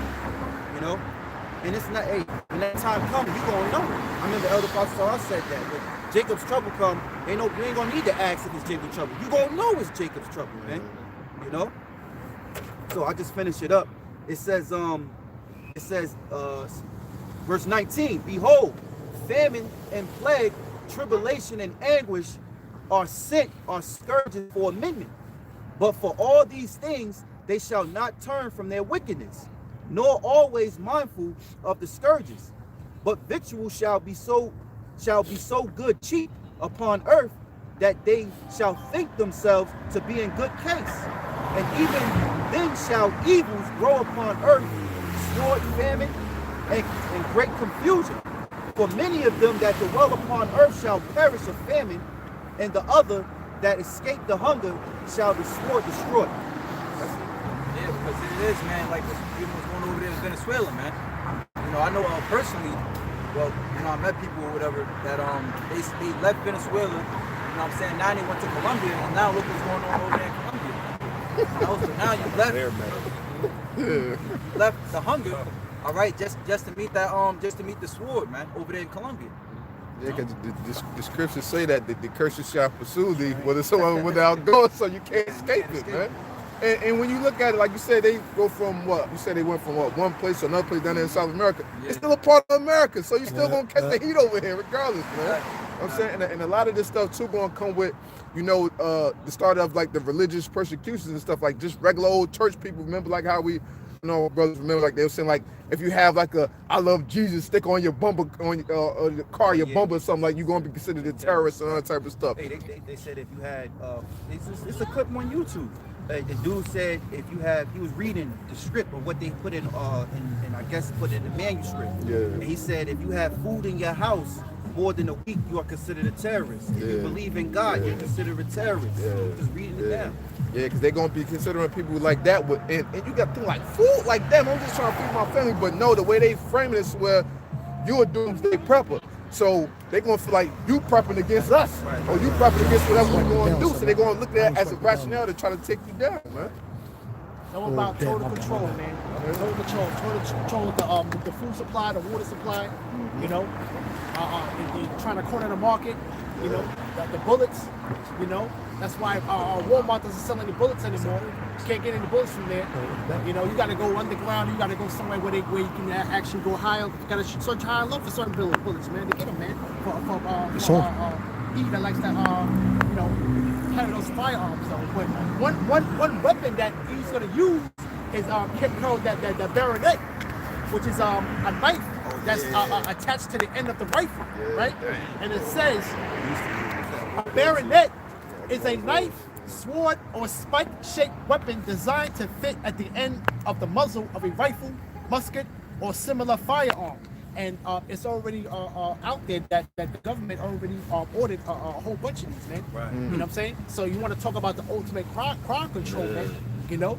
Okay, we're gonna be just jabbing you people up, man. We're gonna be put the death on the spot, man. You know? Hey, just to add on to you, when you know, Esau taking away the guns and doing these things within the cities and staging those things, it's the same thing he's doing to the Hebrew Israelites.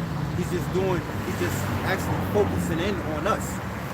Before he was focusing on taking their guns, so he had to have a shooting, a real shooting. People really died, but it was staged up for some kid to go to the school and he bug out and he shoot the school up, and then they say this is why we want to take away guns.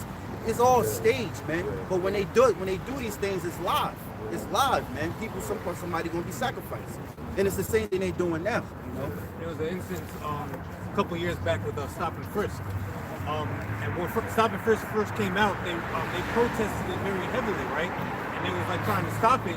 And all of a sudden, I remember there was a particular summer where a lot of shootings at parks happened all of a sudden, out of nowhere.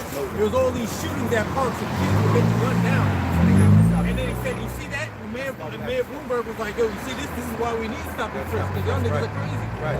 And Esau has an old tactic called auto ad payo, problem, reaction, solution.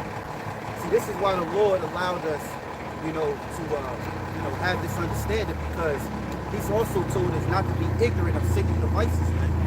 You know, we know that these devils are doing these things, so why in the hell will we play along in their narrative, man? That don't even make sense. They want to take our narrative and destroy it so they can paint the narrative. Why we play along in their narrative? That don't even make sense, man. And this is why these videos get put up and brothers speak on these matters, because it's really a warning to the elect, man, for don't move according to the flesh. Move according to the understanding and the spirit and the faith of the Lord, man. You know? Real quick, you know what I'm saying? Lord, I meant to do a lesson on it, but you know what I mean, the spirit Lord willing, I get into it this week. However, you know what I'm saying, some issues is going down in Virginia. Real quick, this is an excerpt from Snopes.com. The title of it is, "Did Virginia governor say he would cut power? Have you killed for not turning over guns?" Because they're going to have a gun confiscation in Virginia. That's what they plan to be. That's what they plan to happen, right? But real quick, I just want to read an excerpt. This proves that we're in a time of persecution, right? It says the governor of Virginia has allegedly ordered a small cadre of staffers to begin the process for determining how to cut off electricity, telephones, faxes, cellular phones, and data, and as well as the internet.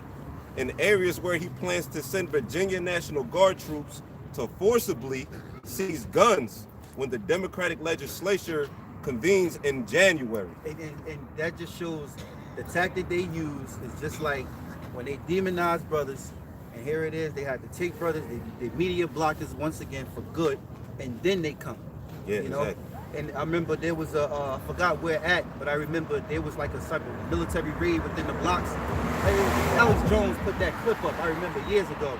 And they said that what the military did was they cut the radios because they didn't want anybody knowing what time and where they were moving and shit like that. And there was one guy that was like a whistleblower. He was actually listening to everything. He tapped to their radio and listened to where they was going. And he was putting up videos and all that shit. So yeah, that's how they move. That's what he saw, man. You know?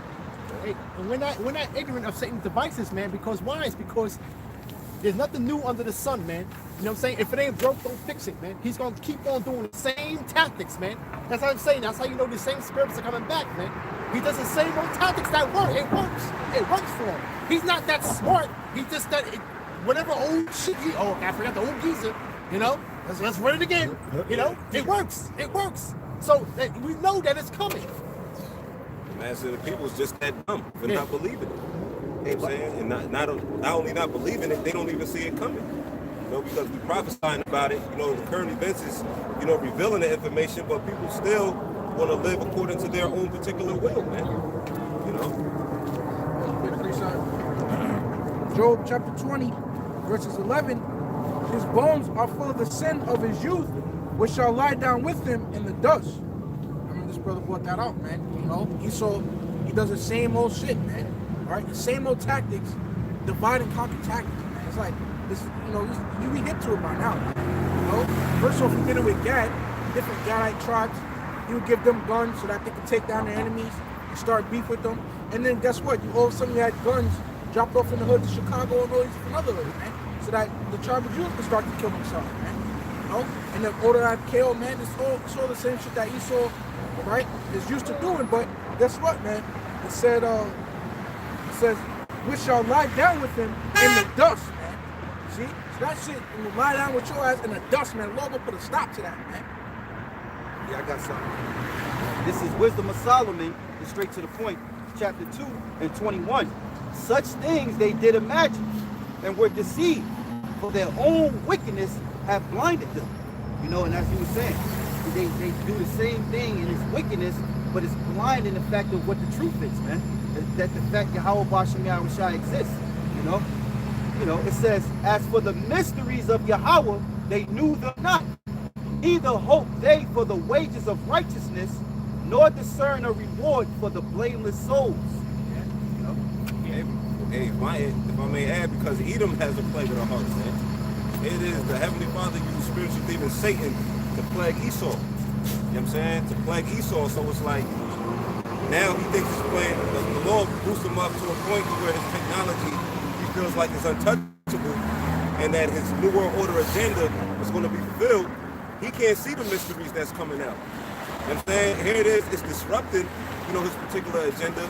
But when spiritual demon Satan, you know, came to him, you know, and pretty much persuaded him, like, look, this is going to work.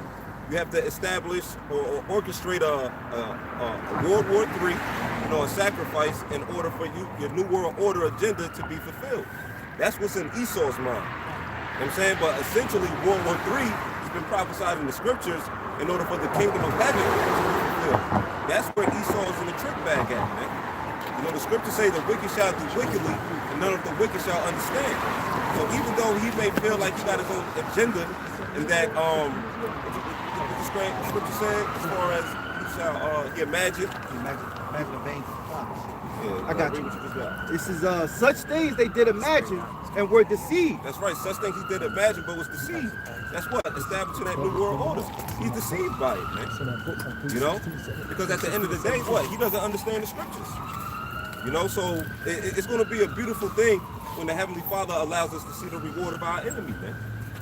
Yeah, I got something quick. This is Job chapter 5, and I start at verse 7. It says, yet man is born unto trouble as the sparks fly upward. I will seek unto Yahawah, and unto Yahawah will I commit my cause, which doeth great things and unsearchable, marvelous things without number, who giveth rain upon the earth, and sendeth waters upon the fields, to set up on high those that be low, that those which mourn may be exhorted to safety. Beautiful scripture. He disappointeth the devices of the crafty, so that their hands cannot perform their enterprise. He taketh the wise in their own craftiness, and the counsel of the forward is carried headlong. I think you have brought out earlier about when Yahawashi comes in the midst of World War III, because what Esau thinks is to basically get everybody back on his side. You know, after World War III, everything is said and done, but Yahawashi is going to come back and disappoint those you know what I'm saying, disappoint Esau's counsel. Quick precept. Isaiah chapter 13 and verse 1. The burden of Babylon, which Isaiah the son of Amos did see. Lift ye up a banner upon the high mountains, exhort the voice unto them, shake the hand that they may go into the gates of the noble. I have commanded and sanctified. I have commanded my sanctified ones. I have also called my mighty ones for my anger. Hey, that's spiritual, because here it is. You have Esau thinking he's orchestrating his war, like you have it's a video that Apostle Tar goes into called All Wars are Baker's Wars. So here it is, Esau thinking that he can control the narrative on the outcome of what happens after the war, but the Most High just say he has called his mighty ones. He has called everybody into the battle, man. So it's really his fight, you know?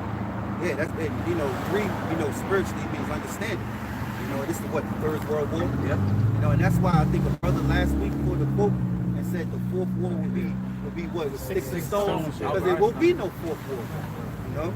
So it says, I have also called my mighty ones for my anger, even them that rejoice in my highness. The noise of a multitude in the mountains, like as of a great people, a tumultuous noise of kingdoms, of nations gathered together. The Lord of hosts mustereth the hosts of the battle. And when we say the Lord mustereth the hosts of the battle, that's the conductor, the maestro of it all, man. You know, the Lord is gathering them, man. Like I said, these guys can't see it, man. These guys are dressed in military garb, and the Lord's already working his power in the earth already, man, by gathering in the valley of Jehoshaphat, man. He's pulling them there like a magnet, man. You know, okay. The U.S. already got a fellowship that aircraft carrier that entered into the Strait of Hormuz, man.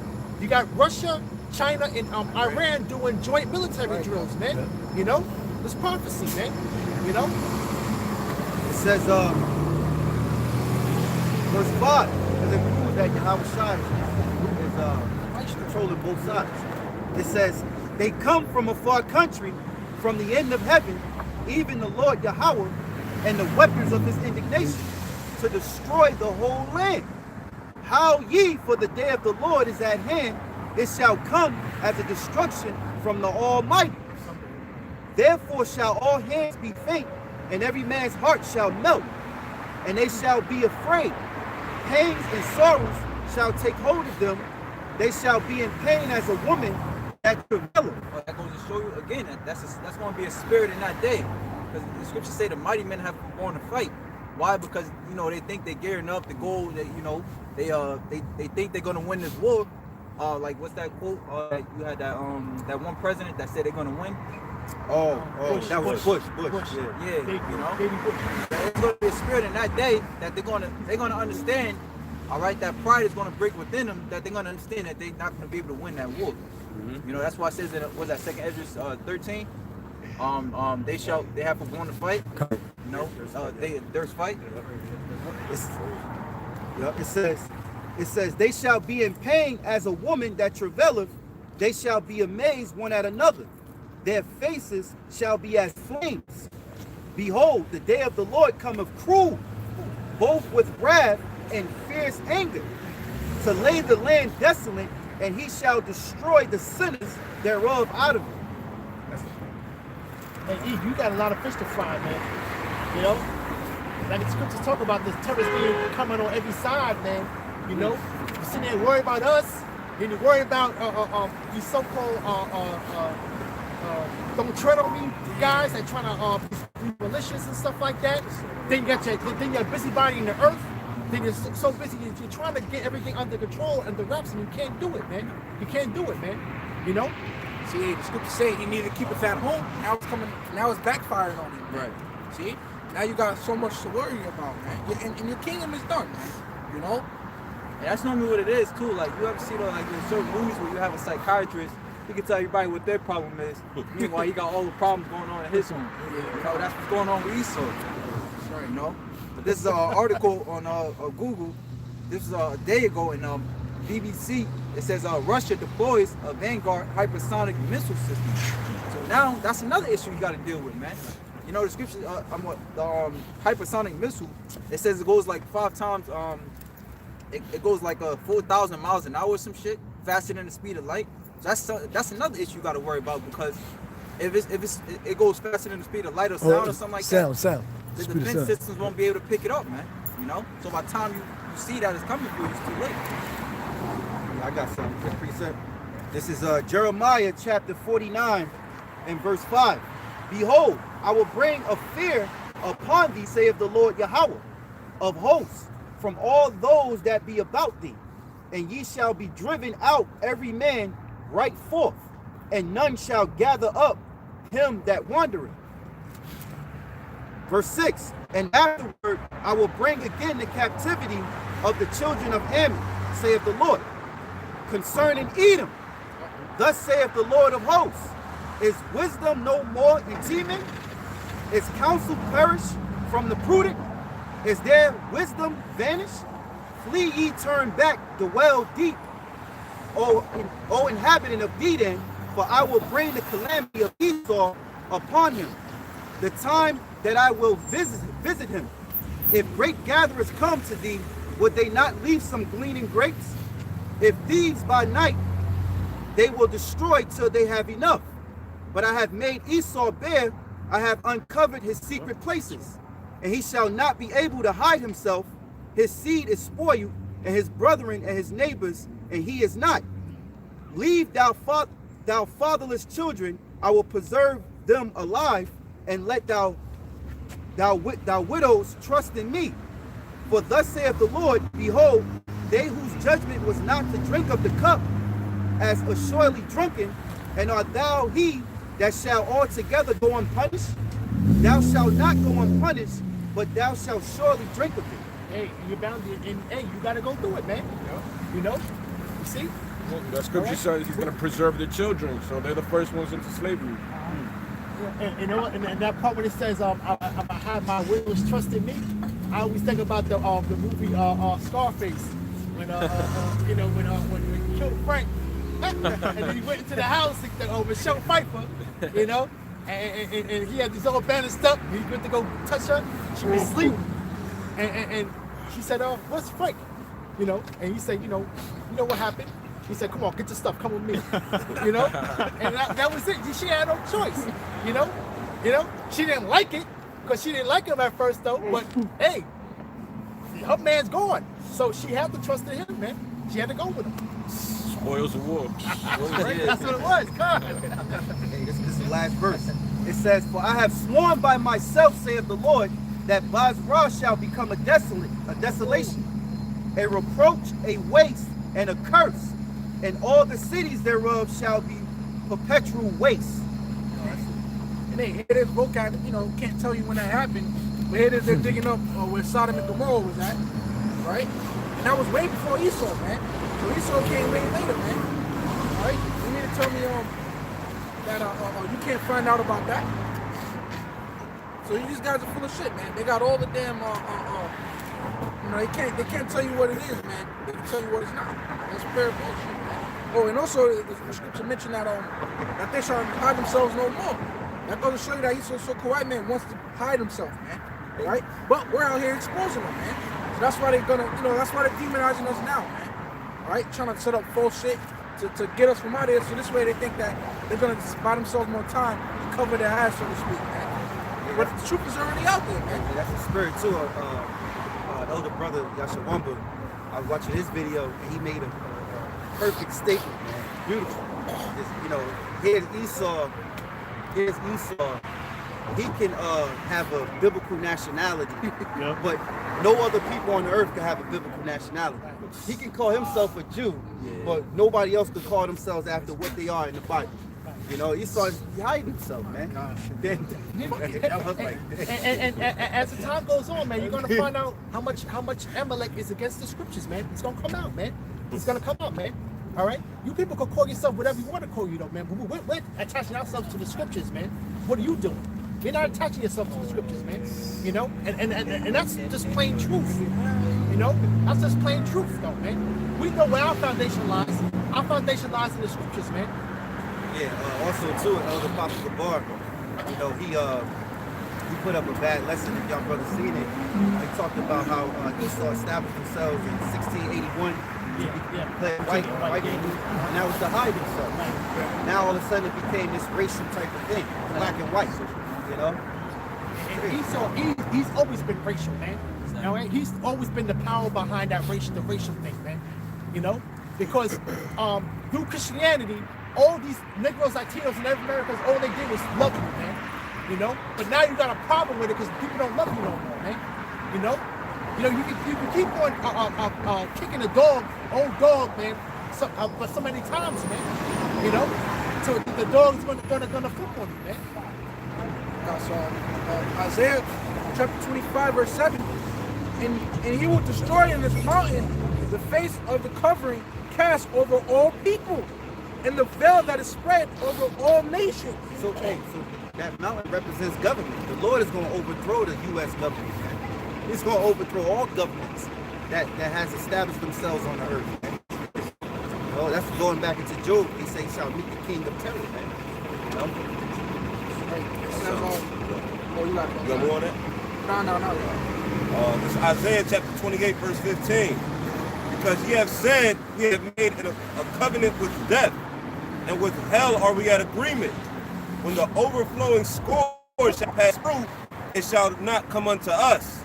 For we have made lies our refuge, and under falsehood have we hid ourselves. You know? So that was the safe haven of these devils, man. Because here it is, they the ones in a position of power. Like Apostle Gabar said, in order to tell a lie, you got to know the truth. You know, so since they got all of the records, they're able to manipulate it into their favor. You know, so here it is, they know that we're God's chosen people. But here it is, we've been discontinued from our heritage for so many generations.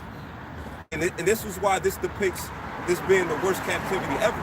Because in other captivities, we knew we were Israelites. More importantly, we knew the name of our power. You know, so we were calling to our power to deliver us out of that captivity. You know, when you go through the book of Judges, you know, the Lord bust our ass, you know, and deliver us. Bust our ass and deliver us. Until the Lord got fed up and was like, all right, I'm going to just take the name from y'all. You know, so what? These Edomites have those records. That's why they were able to claim to be us, you know, in this particular captivity. And this is why this makes it the worst captivity, man. You know, but he felt like he was going to be able to get away with it. That's why in his inward heart is that his house shall continue forever. Because he thought he was going to be able to get away with his lies, man. You know, but what? Like we all know, in order to kill a lie, you got to tell the truth, man. And that's why you got a lot of these other camps that's bought and paid for, man. Because these devils know if you're not preaching 100% truth, it's to none effect, man. You know, but that's why the Lord got the apostles of GreatMillStone and sincere I come on down, give you 100% truth, man. Just straight and skinny. The nastiness of the scriptures. You know, as the apostles put it, man. You know, so these devils are being revealed, man. And that's why they gotta, you know, do certain things like the Jersey City shooting to attempt to come after us, man. You know? One more quick one. Job 11:3. Should thy lies make men hold their peace? And when thou mockest, shall no man make thee ashamed? So it is Big Bad E. Big Bad E think that just because he's holding the power, nobody's gonna dare to speak up against him, man. You know my government, my military, I got the Marines, I got this and that. I dare somebody would, you know, go against my lie. I mean, this is what it is, and that's fine, man. That's what Esau trying to say, man. But hey, we all, like the scripture says in the Apocrypha, man, they are not like them, man. We are not of our nature, so to speak, man. We're different, man. All right? We're filled with the spirit and power of Yahawah, and we were actually born to do this, man. You can read out Jeremiah 1:3. All right?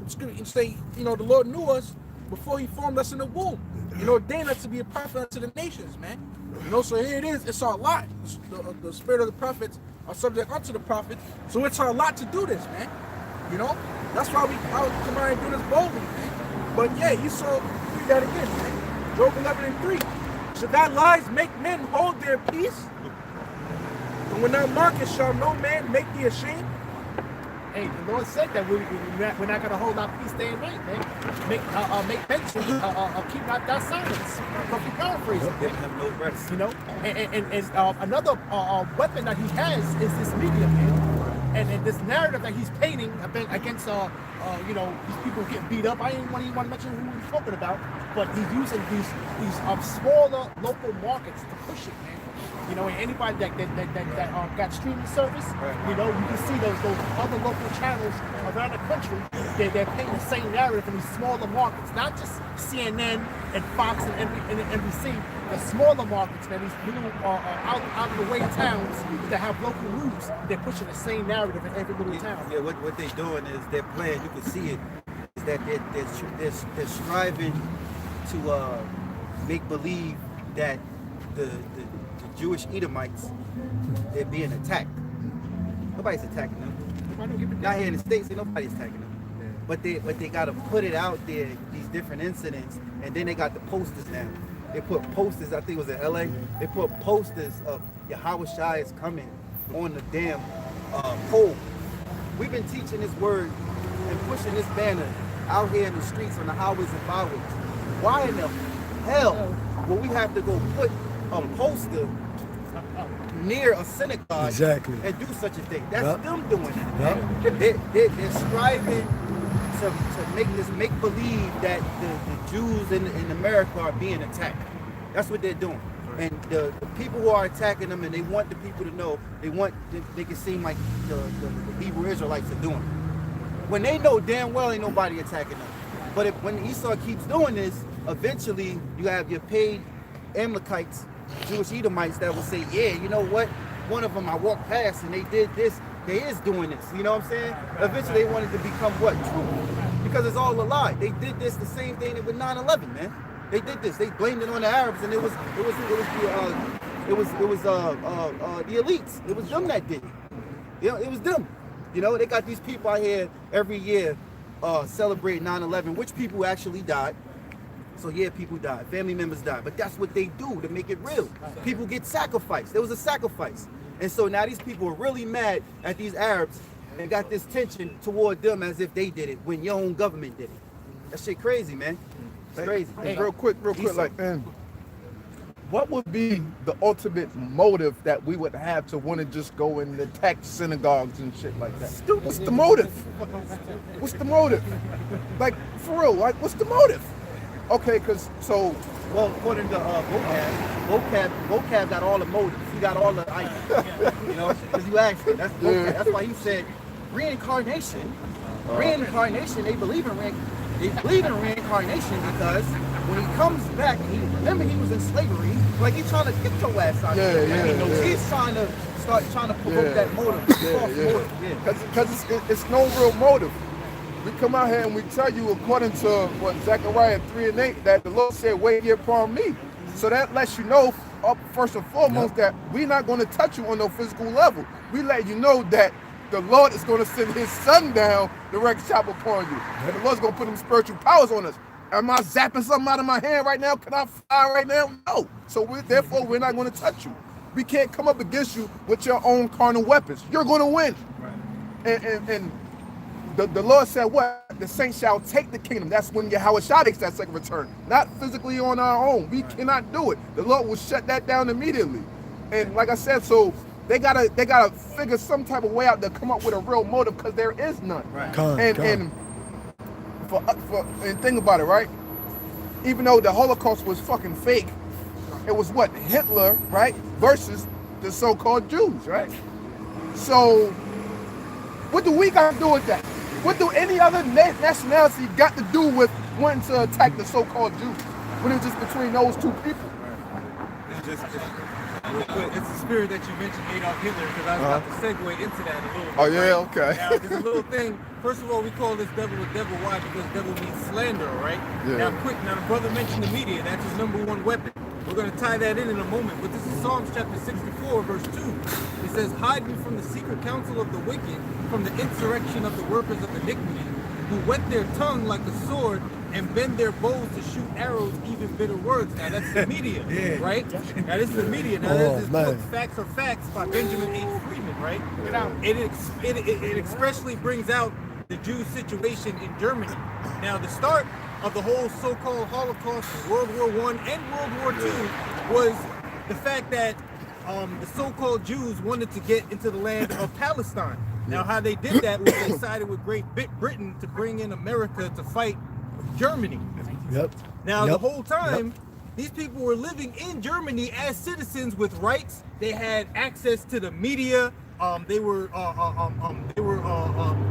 running movies, newspapers, and everything. So what they did was they demonized Germany and made Adolf Hitler to be this and that and this and a persecutor of the Jews, when really they had rights. So what did this devil do? He's basically a natural born slanderer, man. You know, and all that whole thing was all made up by these so-called Jews, these Amalekites, their media, man.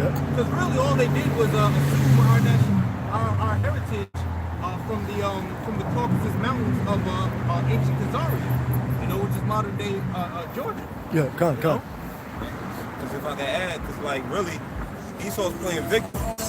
Esau's playing victim, and that's a form of psychological warfare. You know what I'm saying? Because there was a quote back in the day. It says, if you're not careful, the media or the newspapers will have you hating the ones that's being oppressed and loving the ones who's doing the oppressing. You know what I'm saying? So, and that's these Edomites, man. You know, they love to frame, you know, the people who are there actually threatened by it. You know, just to make himself look like the good guy, and the ones that he's making look like the bad guy. You know, that's the same MO, man. You know, the wicked are estranged from the womb. You know, but he hates the fact that we're bringing this information to the light.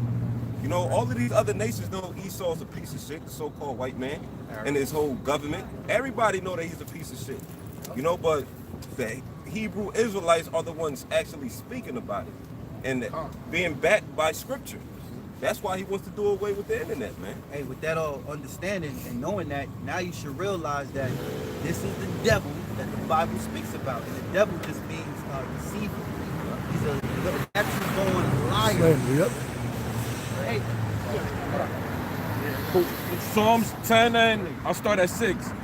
He hath said in his heart, I shall not be moved, for I shall never be in adversity. His mouth is full of cursing and deceit and fraud. Under his tongue is mischief and vanity. Who else is that talking about? Who else is that talking about, man? Not wearing There's more. All right. Psalms 10 and 8. He sitteth in the lurking places of the villages. In the secret places doth he murder the innocent. That's crazy. And that's a narrative we could paint to you today, man. It's not like this is like thousands of years ago and you don't do it no more, man. You're still doing the same maneuver, man. That's your MO, man. That's your MO right there. You got to get, brother? He sitteth in the lurking places of the villages. In the secret places doth he murder the innocent. And this is how you take over and overthrow these governments, man. You know, word is that there's a school here called the School of Americas, where they basically build so-called dictators or these guys that they put up in Central and South America. They got set up that are learned from these Babylonian schools, man, and they go down there and they do the will of the elites, man. You know. Hey, another thing too, they hide in the lurking places because they assign off these legislations and these documents, and then they'll send forth their minions. They'll have their force, their police, and whoever that played a part of persecute you. And here it is, they cause that shit.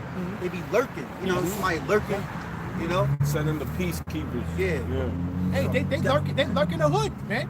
You know, okay. When they introduce heroin, all right, to the communities, all right, and really through Christianity, man, it's been set up to where our people just love you, man. So now you got to paint a negative narrative, man, and you're gonna have a job doing it though. Which I guess you're gonna proceed to do it and prevail in some type of way of painting that picture. But you have to have paid agents to help you push forth that agenda, man.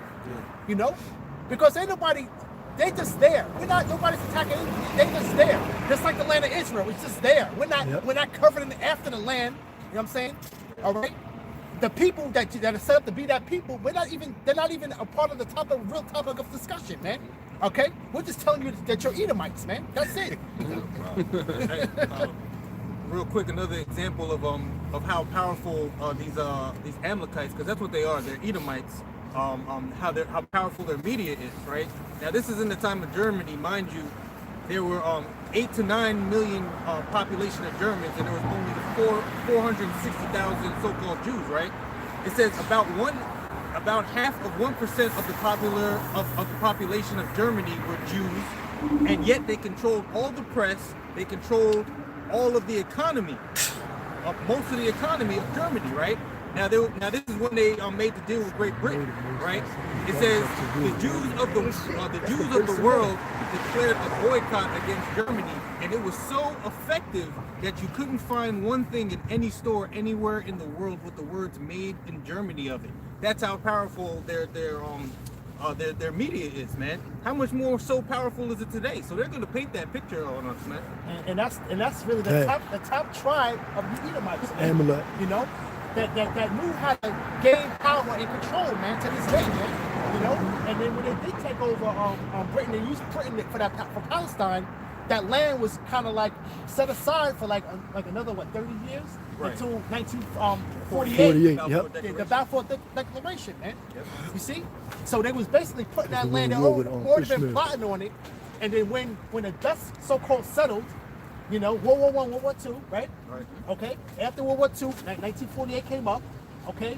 Then, we insert the people into the land, and you people are the land is desolate like its people. That's here in Babylon, man. Right. Nobody don't give a damn about that land. You know, the Lord's gonna beautify that land. You people are physically trying to do it yourselves, man. And with the kaputs, man, and you're physically trying to put yourself into that land where the Lord said He's gonna. Listen, the scriptures talk about what the Lord's people are going to be doing in the last days, man. And that's what you can't get around that. Can't get around it. Okay, real quick, man, I got a quote from, what did they say? They owned the so-called Jewish people owned the... Oh, they owned all the media, the theaters, and newspapers. This is pretty much the mindset of these Amalekites, man. Right? A quote from Nathan Rawchaa. Said, "I care not what puppet is placed on the throne of England to rule the empire on which the sun never sets. The man who controls Britain's money supply controls the British empire, and I control the British money supply." You see, that's what these Amalekites, man, are all into. They really want to be the ones to control behind the scenes, man. You know, they don't want to look like they have the power, right? But they want to be lurking behind the scenes, really controlling all the money, which they do, man. You know, they control the Diamond District. Right, and as brother brought, they control the media, man, and that's a powerful thing. I got a scripture too, man. This is Proverbs 26 and 24. It says, "He that hateth dissembleth with his lips, and layeth up deceit within him." See, so he's all this false flag attack, man, right? And this new smear campaign, it's really just Esau showing his hate for us, man. Right? Why? Because we got the truth, and he wants to quiet us up, man. All right. So it says, "When he speaketh fair, believe him not, for there are 7 abominations in his heart." All right, so he can never do the right thing, man, even when it looks like it. Really? All right, there's ulterior motive behind it. He's dealing with the goddamn devil, man. All right, it says, "Whose hatred is covered by deceit." He can't come straight forward with it. No, he can't come head on with it. He got to deceive it, man, dress it up, man. You know, it's deep, man. Like you say, the thought of every single one of them is deep. So he's thinking deep, man. Right? So his hate runs deep as fuck, man. Hey, if I can add real quick, and that requires patience, man. You know what I'm saying? And that's why he's a serpent. You know what I'm saying? Because a serpent waits for the right time to bite you, man. You know, so here it is. He knows he hates us. We know that he hates us. Right. But we know it's ultimately the will of the Lord of when he's going to strike, but he's willing to be patient, man. You know, to look for the right particular time to strike, you know. Hey, and that's beautiful that you brought out that his person like a serpent, because all throughout the decades, they allowed Jake to get a little substance, live it up a little bit, and then then he starts to learn out on Jake, hey, here it is. They tested it out. America's favorite dad, now look at him, man. They dying in jail, man, blind, man, looking to fame, man. So they know how to flip it, man, but they've been very patient, man, and we had to build this place up. They're bad with us. They were still scheming behind our back, but now the real hammer's about to come down, man, and we see it. They study this too. Now they study this too. For all the times they had us in slavery and everything for so long, all this time they had the chance to study us, like what we like, what we eat, how we pursue, how we go about ourselves and our ways. But it's like a train dog. I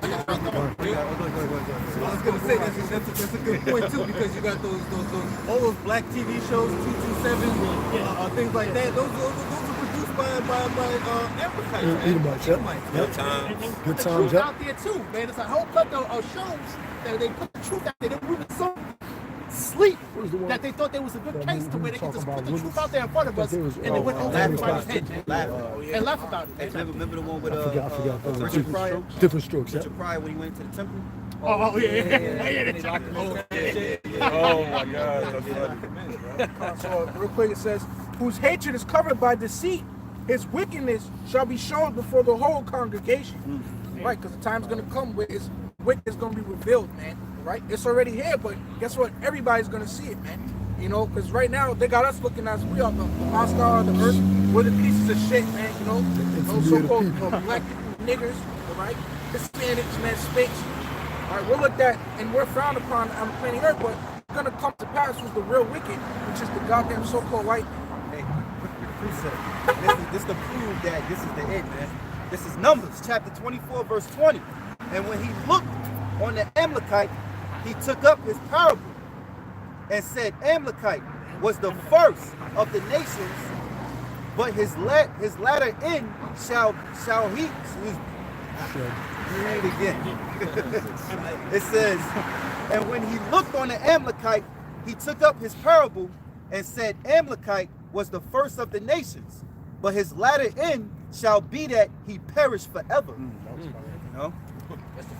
Hey, and then those are the people that we were supposed to be warned from generation to generation, man. And here it is, fast forward from the book of Numbers till now, man. And it's the great big standoff, man. And guess what? The elephant in the room is the truth, man. Can't get around the truth, man. So now you want to give us the floor, we won't have the floor, man. The truth won't come out. Hey, real quick too, man. Going into Amalek, father, his name was Eliphaz, and Eliphaz, all right, the Hebrew word Apalazar, right? No, Allah Yapaz, which pretty much means my God is fine gold. So, when you break it down, you think about it today, man. Amalek, those so-called Jewish people are the greediest fucking nation on earth, man. Yep. That's why I just read his scripture, man. I just read his quote. Say I care not who sits on the throne. Let me control the money. See what I'm saying? So that's how you know out of all nations, man. Right? Amalek, man. Right? Are you so-called Jewish people, man? Right? Because you are the greediest nation on this earth. You own all the diamond district, you own all the money, right, and so forth, man. Real quick scripture, right? Because going back to putting up the banners on, right? I'm holding it. This is John chapter 18, verses 20. Yahawashi answered him, I spake openly to the world. I ever taught in the synagogue and in the temple, whither the Jews always resorted. And in secret have I said nothing. Okay? That's the same thing as us. So we don't have to go out, behind closed doors at nighttime when nobody looking and putting up banners, man. We're telling you everything already, man. We don't got to do nothing else, man. We're not secretly, beating up so-called Jewish people, man. We're telling you everything that's already going to come to pass. And that's that, man. That's how Yahawashi was on it. That's how we on it, man. Same thing brother mentioned about motives. We're telling you our motives. Our motives is to teach the word. That's it. You can go to our videos and see what we're about. When these Edomites, these other guys, these Edomites that don't know what's going on, but they hate us. You know, they're gonna go to the channels and see what it is that we're talking about for their own investigation. And they see that, oh, their motives just to keep teaching. I don't believe, they know that we ain't doing that shit. You know? Now I got something here. This is Job chapter 18, verse 14. His confidence shall be rooted out of his tabernacle, and it shall bring him to the king of terrors. It shall dwell in his tabernacle, because it is none of his. Brimstone shall be scattered upon his habitation. His roots shall be dried up beneath, and above shall his branches be cut off. His remembrance shall perish from the earth, and he shall have no name in the street. He shall be driven from light into darkness and chased out of the world. That's a nightmare for Esau, because it is, Esau likes to, you know what I'm saying, with Evelyn Rawchaa and these different Rawchaos, you know, they like to prolong their lives. Like we going into last week, we got certain movies like The Island, to where they have like clones or whatever, and they raise these clones up to where if that particular Rawchaa is about to die or whatever, they'll take the clone, they'll take an organ out of that clone and use it to continue on their lifespan, man. So here it is, Esau wants to continue on his lifespan. It says that Psalms 49:11, but the Most High is going to cut that off, man, because that's what he did to us, man. And going to what, Deuteronomy, I believe it's 30 or 32 or whatever, how the Most High is going to bring Esau's, he's going to flip the curses on them, man. You know? Yeah, this is more. It says, verse 18, verse 19. It says, he shall neither have son nor nephew among his people, nor any remaining of his dwellings. That they that come after him shall be astounded as they that went before him affrighted. Surely such are the dwellings of the wicked, and this is the place of him that knoweth not Yahawah. And it's gonna come to find out, man, they don't know Yahawah, man. You know? You trying to uphold, what are you trying to, what exactly is it that you're trying to uphold, man? You know? You just want to claim to be somebody that you're not, and what you trying to uphold though, man? We upholding the truth, we upholding the standard, the Bible, man. You know? Hey, this is clearly the end, man.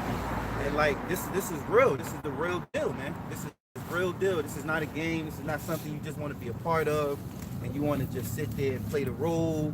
Nah, man, this is the real deal, man. You know, and guys in these different camps, they're gonna realize that, man, that this truth is serious. Your life is on the line, man. You know, Esau, you gotta imagine, man, you know, that he has his you know, his four corners where he has targets on brothers, man. You know, they're demonizing certain men, man. You better believe these devils got a plot to take out certain men in a carnal fashion, man. You better believe that they want to take out brothers before, you know, because Esau like to just act on it, because he's a man of vengeance, man. And he just want to act on it, but guess what? He's bound behind certain spirits, man, which is really the spirit of the Lord, but them demons got them bound, man, because they can only do according to what the Heavenly Father allowed them to do. And it's all playing the process of the Lord's movement. This truth is serious, man. You know, you calling yourself a Hebrew Israelite, you're a threat to society, man. You're now considered a so-called terrorist because you called yourself after a nationality which is in the scriptures, the Bible. They could call themselves a nationality after people in the Bible, which they're not. And then if we do it, it's a problem. You see? Deuteronomy chapter 32, verses 47. Well, sorry, verse 46. It says, and he said unto them, set your hearts unto all the words which I testify among you this day, which ye shall command your children to observe to do all the words of this law, for it is not a vain thing for you, because it is your life. That's pretty much the point right here, man. Life. Hey, this is a lifestyle, man. You know, you come into this truth, you coming in this truth. Paul said, have thou faith, have it to thyself first. Meaning you gotta have faith in this truth. It becomes now your lifestyle, just like guys get into the diet, the workout joint. It becomes what? A lifestyle. You know, you gotta get them push-ups every day, you gotta get them pull-ups and them dips. You end up, you want to get that certain physique or you want to look a certain way, it becomes a lifestyle. What is true, the scriptures say, told Ezekiel to eat the whole road. It becomes what? Your lifestyle, man. Yep. Look what happened to Paul. Paul was a centurion, he was a Roman soldier, he was persecuting the Lord's church, he was keeping the laws, but he ain't understand Yahawashi. Then when he got converted and the Lord blinded him on the horse, he ended up becoming what? A prophet of Yahawah BaHaSham Yahawashi, and his lifestyle changed. Now he went to all the churches and went and wrote letters and became what? a prophet of the Lord, man. You know, apostle.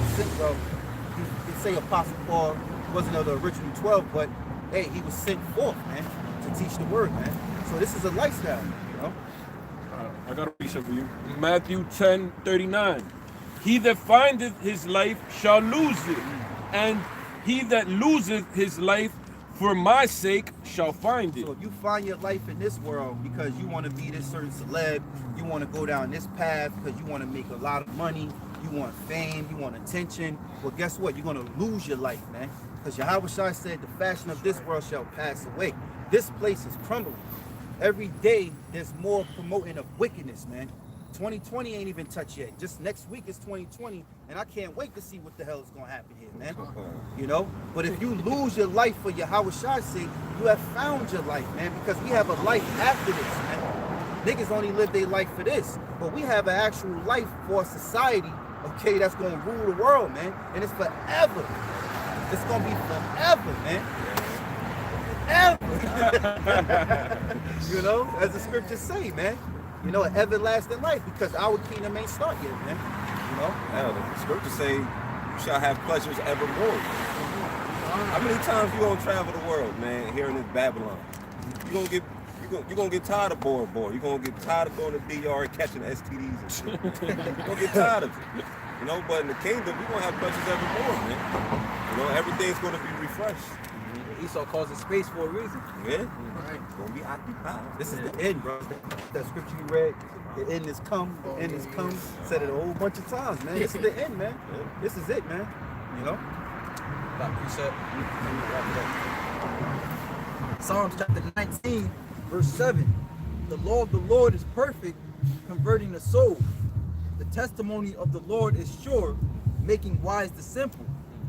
The statutes of the Lord are right, rejoicing the heart. The statutes of the Lord are right, rejoicing the heart. The commandment of the Lord is pure, enlightening the eyes. Hey, with the righteousness of the Lord, we truly have a happy mind, man. A happy mindset, a happy heart, which is the mind, wow. You know, brothers can actually wake up in the morning and feel good about themselves. When you in this God-forsaken ass society, and then here it is, you want to wake up, you ain't gonna feel good about yourself unless you just you have that malicious spirit in you, man, that wicked demon, man, to get up and do some wickedness. But honestly, in the truth, you may not have but much, but you wake up happy, man. You be thankful to the Lord. You know, you be happy with your life and how it's going, man. The Most High makes you feel good in the inside and the inward part. But in this world, you got our people on drugs. Now black folks are diagnosed with what's the shit that Joe Buttons and dude to XXX died from? Depression, anxiety. Black people got depression now. Black people, what's the dude that just died? Juice WRLD. Yeah. All the that's because of the fucking drugs, man. It's the drugs. When did black people start being depressed? Yeah, you got your downtime, but we overcame slavery, man. That's what we're talking about. The scriptures say we're strong people, man. We're special people unto the Lord. Now all of a sudden Jake got a mental illness. You know, Jake got to go to a therapist. That's Esau, man. Crazy as hell, man. Yeah, man. That's something for you real quick. This is Proverbs chapter 15, verse 16. Better is little with the fear of the Lord than great treasure and trouble therewith. So you ain't got nothing, man, but you got faith. You got the riches, man. You know, it's that James the 5th chapter, rich in faith. You know, you may not have what these celebrities got. We don't want it. You got guys that you got guys out here still want that 1.2K, 2K.5 views. They want that attention, man. You don't want that shit, man. To be honest, we just want to wake up the elect. Whenever there's sincere men to be woken by the word of the Lord, that's what we want to do. The rest of y'all can kick it, man. We don't care about if you don't watch or care what we say. We don't care. So what? Fucking care. We only care about the elect waking up, man. All that other shit, that shit is out of here, man. And you guys that are watching surfing channels, watching GreatMillStone, and then you liking them because they fit your personality, because they so street, and they say things that you want to say in your mind, so you be like, yo, I fuck with them, yo, damn, how you be cutting them devils, damn. And they smoking the blunt. And they smoking, never fully repented, man. You gotta stop rooting for them, man. Listen, man. Look, man, you gotta repent, man. You know? You gotta repent, man. That shit crazy, man. Stop, don't become a fan, become a servant of the Lord, man. Don't be a fan in this truth. Become a servant of the Lord, man. Because guess what? You rooting as a cheerleader, you're gonna be destroyed, and that man, he has a possibility of being delivered. But you're gonna be destroyed. That's why I must say again, Paul said, have thou faith, have it to thyself before the Most High. You gotta be selfish when you first come in. Because you gotta be willing to repent and cut off the wicked ways of yourself. People gonna get mad at you. Yo, why you don't do this? Or why you don't come on, man? And you gotta be selfish. Like, look, man, I don't care what you think. Look, I don't care that they talk about you. You gotta clean up, man. So this word we teach to the elect, man. The rest of y'all eat a missile, man. Like the brother said, you gotta be selfish. Because it's like, how can you pour from an empty cup? You can't. You know what I'm saying? So what, we have to be filled up in the spirit. We have to get our knowledge, wisdom, and understanding up as well. Because, for example, not only the knowledge that we have to be built up in, we have to be built up in experience, you know, for wisdom. You know, because you're gonna have men that's gonna come under you, you know what I'm saying, that's gonna go through things, and you have to impart wisdom unto them, just like King David. You know, when King David went off, when I go to that Psalm, the 11th chapter, you know, he said, he pretty much getting into, pretty much let me be a comfort unto others in case they go off, you know, roughly paraphrasing. Yeah. You know what I'm saying? Yeah, if you can read it. Yeah, this is Psalms chapter 51, verse 12. Restore unto me the joy of thy salvation, and uphold me with thy free spirit. Then will I teach transgressors thy ways, and sinners. Let me read it again. And real quick, that's more important than the truth. And that's why you see how the Lord said he blinded certain men. That man's blinded. That's more important than him knowing what's going on in the world to save his own soul. Yeah, I'm sorry, real quick, if I got to you real quick, I wanted to say, you know, because we were speaking about the music earlier, man. You know, and that actually Esau, man, that's why Esau wants to get rid of us, man. Because only us brothers really know how wicked that motherfucker is, man. His thoughts is like super deep with wickedness, man. And as you can see, he controls this whole music industry, man. So he's the one that's setting our people up. Uncle Tom has dudes. Oh, not Uncle Tom was a good guy. You want to say Sambo Coon as nigga, man. Yeah. Apostle Rome might put us on that. But yeah, man. But here it is, man. You know, they get our people to sell out, and they get them to make this stupidity ass music, man. And that's why a lot of this younger generation listen to, like, you know, these dudes, these younger heads, man, XXX and all of them. They talk about they depressed now because that's what the music is telling them, man. It's something that it's cool to be depressed. You want, it's cool to be anxiety and shit. It's cool to take drugs. That's the new cool, man. See? So now you got niggas talking about I'm depressed and shit, man. But guess that all goes back to Esau, man. And Esau even showed you that in the Wu-Tang saga, man.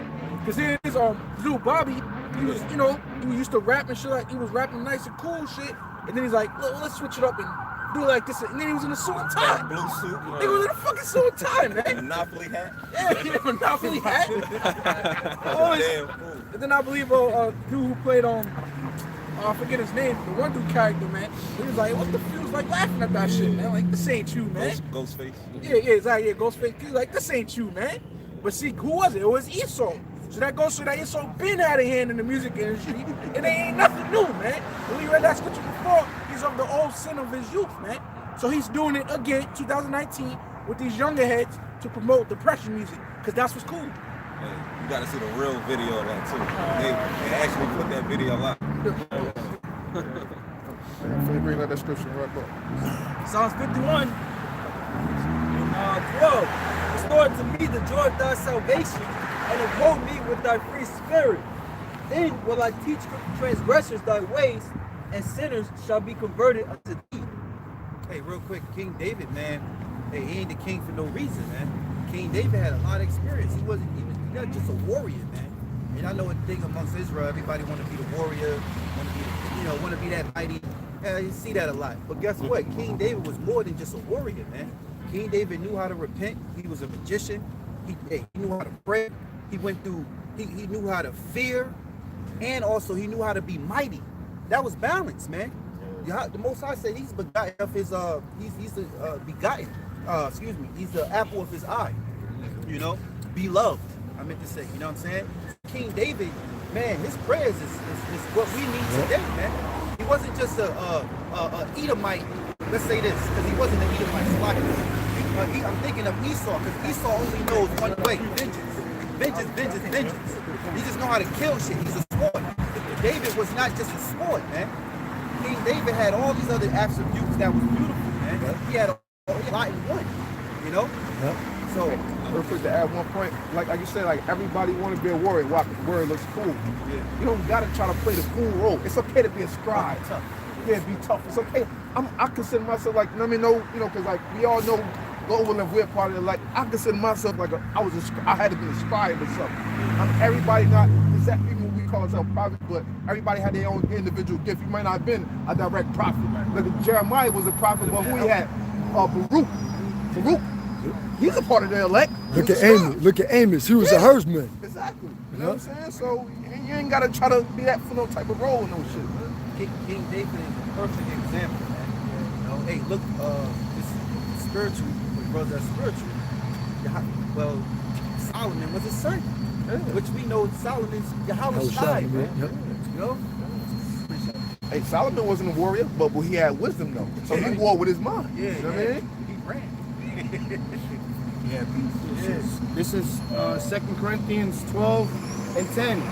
Therefore I take pleasure in infirmities and in reproaches, in necessities, in persecutions, in distress, for Yahawashi's sake.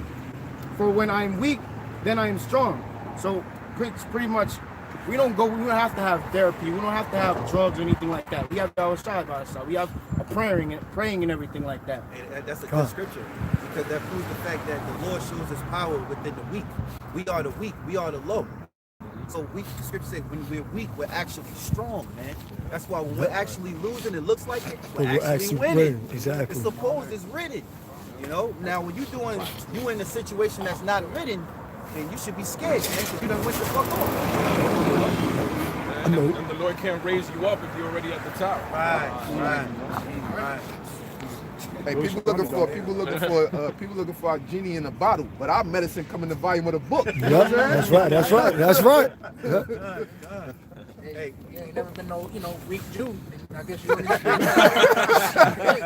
only spiritual. And shalom to the brothers on the common board. A brother from Lima, Peru too. On the common board. Shalom. It says, deliver me from blood guiltiness, O God, thou God of my salvation, and my tongue shall sing aloud of thy righteousness. So when the Lord do deliver you out of being weak, out of looking like you're catching the L, you're gonna love praising the Lord, man. You're gonna be very thankful, man, because you saw what the Lord done for you. Yeah, but if you was already on top, dunghill. why would you even pray? You would be like, man, come on now, chill. I got this. You're gonna be prideful, man. You know. The prophet of Muhammad Ali, man, you see that he's the greatest and all that, and he kept glorifying the wrong power. So shit, look what happened. They lost his mind, man. He got that disease and shit. Got all that talking now. You know what? That's the spirit. I was just reading. This brother was telling me to read. Talking about second. It was first or second Samuel's with Naaman the leper. You talking about Naaman the leper? Oh, King, Salaki, Kings. The second chapter, or was it the first? I believe. Was it Elisha or was it Elijah? I think, or was Elisha Salaki? This could get it. But he was the Most High was mad with the guy. I forgot his name. He was mad with the guy that was sick on the bed, and he didn't call upon the Lord, and he called upon another guy, and then I think it was Elijah. He went to him and said, "Why didn't you call upon the Most High? Why you call upon something else?" He said, "You're gonna die on that bed." Damn. And then they got mad at him because he said it, and then they went and tried to. No, that was Elisha, Salaki. That was Elisha that said it, and they went and tried to attack him and shit, man. So the same thing like Ali. Yeah. You know, the Most High gave Ali all that greatness and all that skill, that salt, man. You know, but he's calling upon somebody else. Finish off some 4 verses. It says, O Lord, open thou my lips, and my mouth shall sue forth thy praise. For thou desires not sacrifice, lest I will give it. Thou delightest not in burnt offerings. The sacrifices of God are a broken spirit, a broken and a contrite heart. O God, thou wilt not despise. Do good and thy good pleasures unto Zion. Build thou the walls of Jerusalem. Then shalt thou be pleased with the sacrifices of righteousness, with burnt offerings and whole burnt offerings. Then shall they offer bullocks upon thine altar. Yeah, for the record, that was Elijah. You know, with that, we want to give all praises to Yahawah, BaHaSham, Yahawashi, BaHaSham, Qadash. Double honors to our apostles and elders of GreatMillStone. Salutations to all the Lord's hopeful elect. Shalom. Shalom. Yeah, that was Elijah. Because it went into it. Take off.